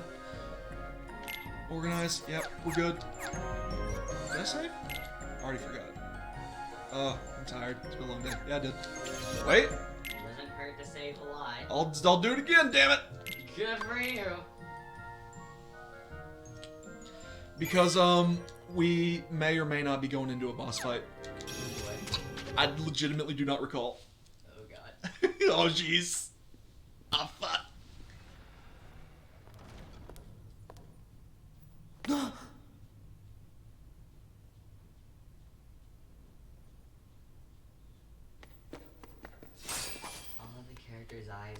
what you want was actually. It's messing with me. Too clever. Also, they're I'm all blue. Larxene. So, are you Yeah. enjoying your stay at the castle? I bet it's nice to peel They're away all, all like, the on the worthless brink of memories and turquoise awaken and true cyan. memories. Like that good, healthy middle. Except That for lie Sora's. deep in your heart. Very deep blue Sora's eyes. on it. True memories. Like a natural blue leaning more Although, towards blue violet. it seems that like you're actual still blue. forgetting the most important thing here. When that poor girl hears that you've forgotten her name, why, it'll break her heart. Poor girl. Do you know her? I want to know how cosplayers Is she- do her hair. Here? That would be Yes, fun. she is. Probably some kind of like. Hairspray. You see, the bad guys I was are gonna holding think her like some kind of captive, like somewhere extension deep inside that like the naturally castle. stands like that. Yeah. And you obviously are the hero. That or just so a you straight have up to go wig. save her. Like you can't do a lot of the organization members without Oh, a wig. You no. can't do Axel without a wig. There's a lot of characters you can't do without. What's that?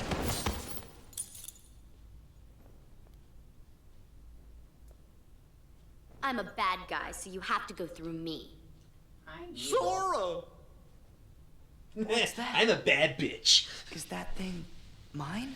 What a shame! You've been wearing it all this time and forgot? No, that's not possible. The memory has to be engraved somewhere deep inside your heart. So, you remember in the first Sora, game where I told you to you get think ready because carefully this game's now. plot is so wildly What, oh, different what from the could it first be? one? Yeah. And who gave This it to you? game and Kingdom Hearts 2 to some extent Not meh. is set up like a mystery. Sora. It's like it You're builds getting up it a now. huge ass Release huge the memory mystery from within your heart. and then it's like the second act of the game is solving it. All right. And I actually really like that format. Nah, man. It's like because the entire first half of this game you're like what in the Well, fuck is It's happening? about time. Where is this plot That's going? right. What does that mean? Nominate. Yes, she's the one that gave you that tacky little good luck charm. Not that you even bothered to remember. No surprise, seeing as you also couldn't remember her name. Talk about heartless. I can't believe you. It'd serve you right if I decided. I would say it's like, Smash man, this she's piece of like junk.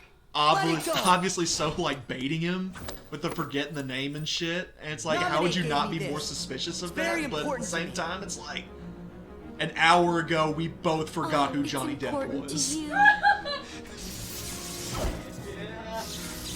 So, you know, maybe That's not unbelievable. completely Didn't even know out what of the it was. realm of possibility. Also, this bitch may kick my ass super hard. Let's find out. Out of the 7 or 8 Organization 13 members, you have to fight. Yup. With one character or another.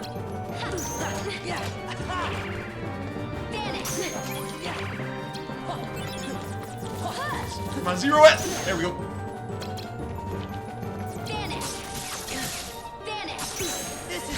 Okay, so fire doesn't do a whole lot to you. Lightning! The problem with this bitch is that she just attacks so fast. Lightning! Lightning! Vanish! Okay, as long as I got that fucking potion there. And she's got zeros out the wazoo. Lightning! I don't trust myself using slates for this fight. Lightning!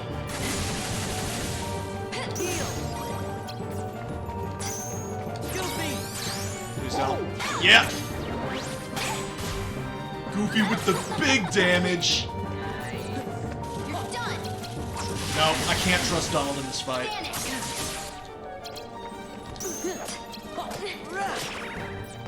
No. Vanish! Shit, I need cure though. Vanish! Lightning! Lightning! There we go. Doing pretty good.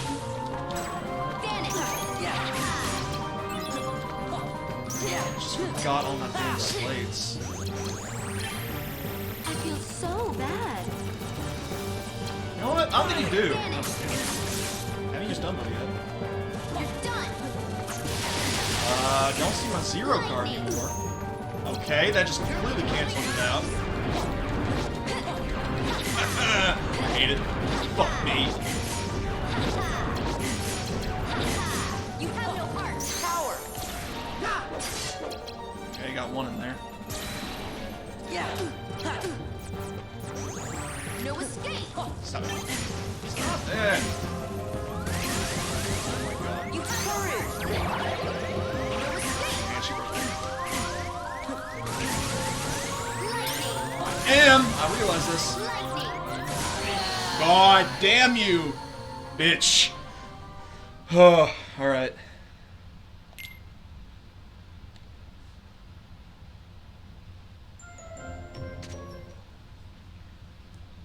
Alright, take 2.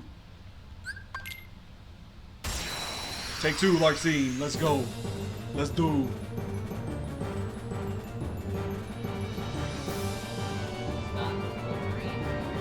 She really do. Lightning.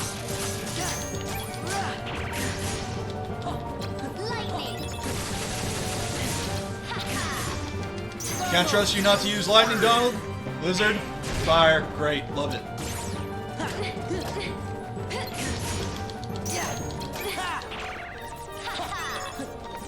Use that slate. Do it. Vanish. Vanish. Use it.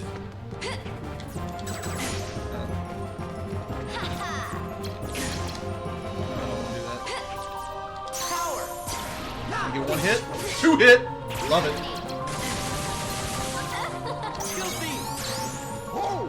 One smash beat her out. Ooh, love it. We can do it again. Lightning.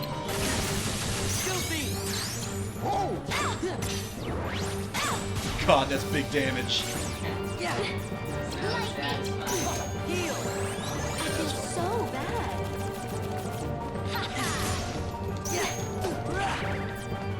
You're done. No. Lightning. Oh, she's gonna break this. Lightning. Lightning. Break you. No, no, no. Can I break it? I can't. Vanish.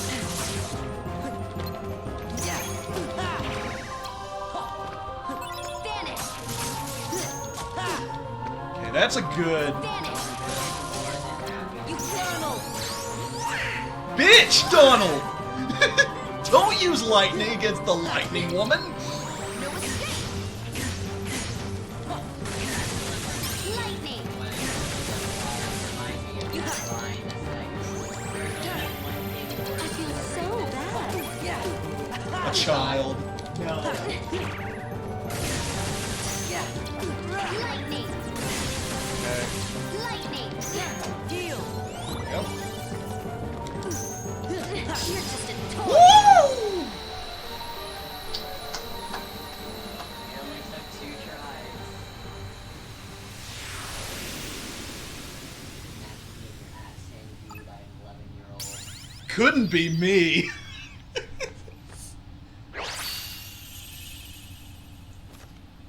Embarrassing. Absolutely abhorrent.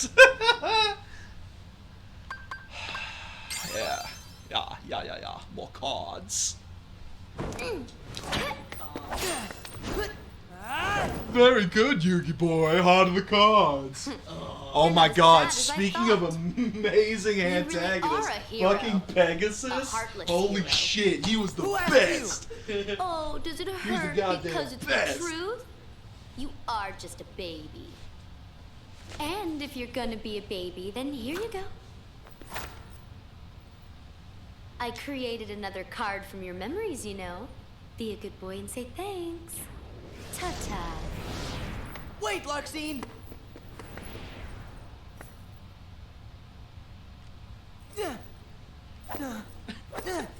She was Where are you? definitely Don't the you toxic dare hide from me! manipulated Show ego. yourself! Mm-hmm. A little bit too into Invader Zim. You know? Sora, calm down. She's not coming back. That kind of scene, kid. Or like those corset dresses from Hot Topic. I hate this. Why'd I need someone like that to bring back Naminé's memory?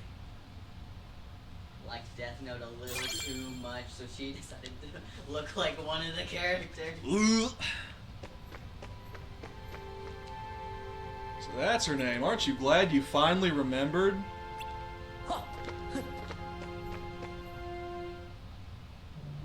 Yeah, more of the story. Whew. Throwing that battle wore me out. Really? It looked to me like you just plain lost. How dare you! You don't appreciate He's the nuances great. of An ungainly effort. And then there's you. How could you be humbled by someone of such limited significance? You would shame the definitely organization. call me a slur. How can we help I'm you? basing. So It's I not wanted to very try often something we see super you, different. Topside. I am came to lend basing you a my hand. D&D You character off of obviously this guy. believe this Sora has much potential. Like the fucking But I remain asshole unconvinced he is truly worth scientist. such coddling. I think an experiment would show. And if I he am not really good is at it. valued to I am not good at being an asshole. Well, An here we asshole go smart again. person. It's just an excuse, Because so I'm you can carry not out an your asshole little and I'm not experiments, smart. that's all. Exactly. I'm a scientist. Experiments are what I do. Yes.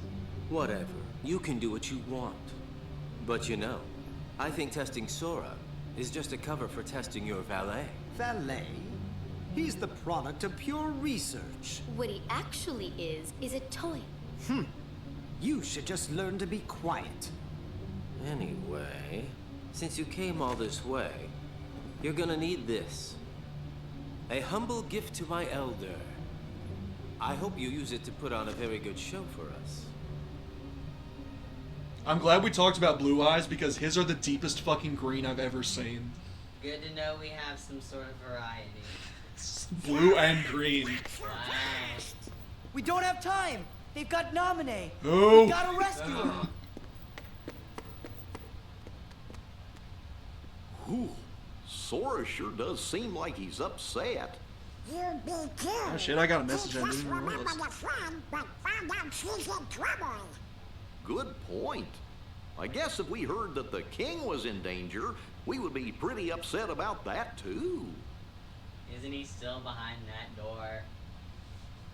Well, Along with some weird anime kid. yeah, well. Alright. That's our stream. Holy shit. This was a long one. I think the next one we can get through the next set of worlds. And then we might have 1 or 2 streams left after that. Yeah. And that's it for Sora. Riku might only take 2 streams. His campaign is pretty short. Okay. Alright. That was fun. But yeah, I have to run. I have to be somewhere with one of my bottles of wine. So, this was fun, and we'll be back for next time.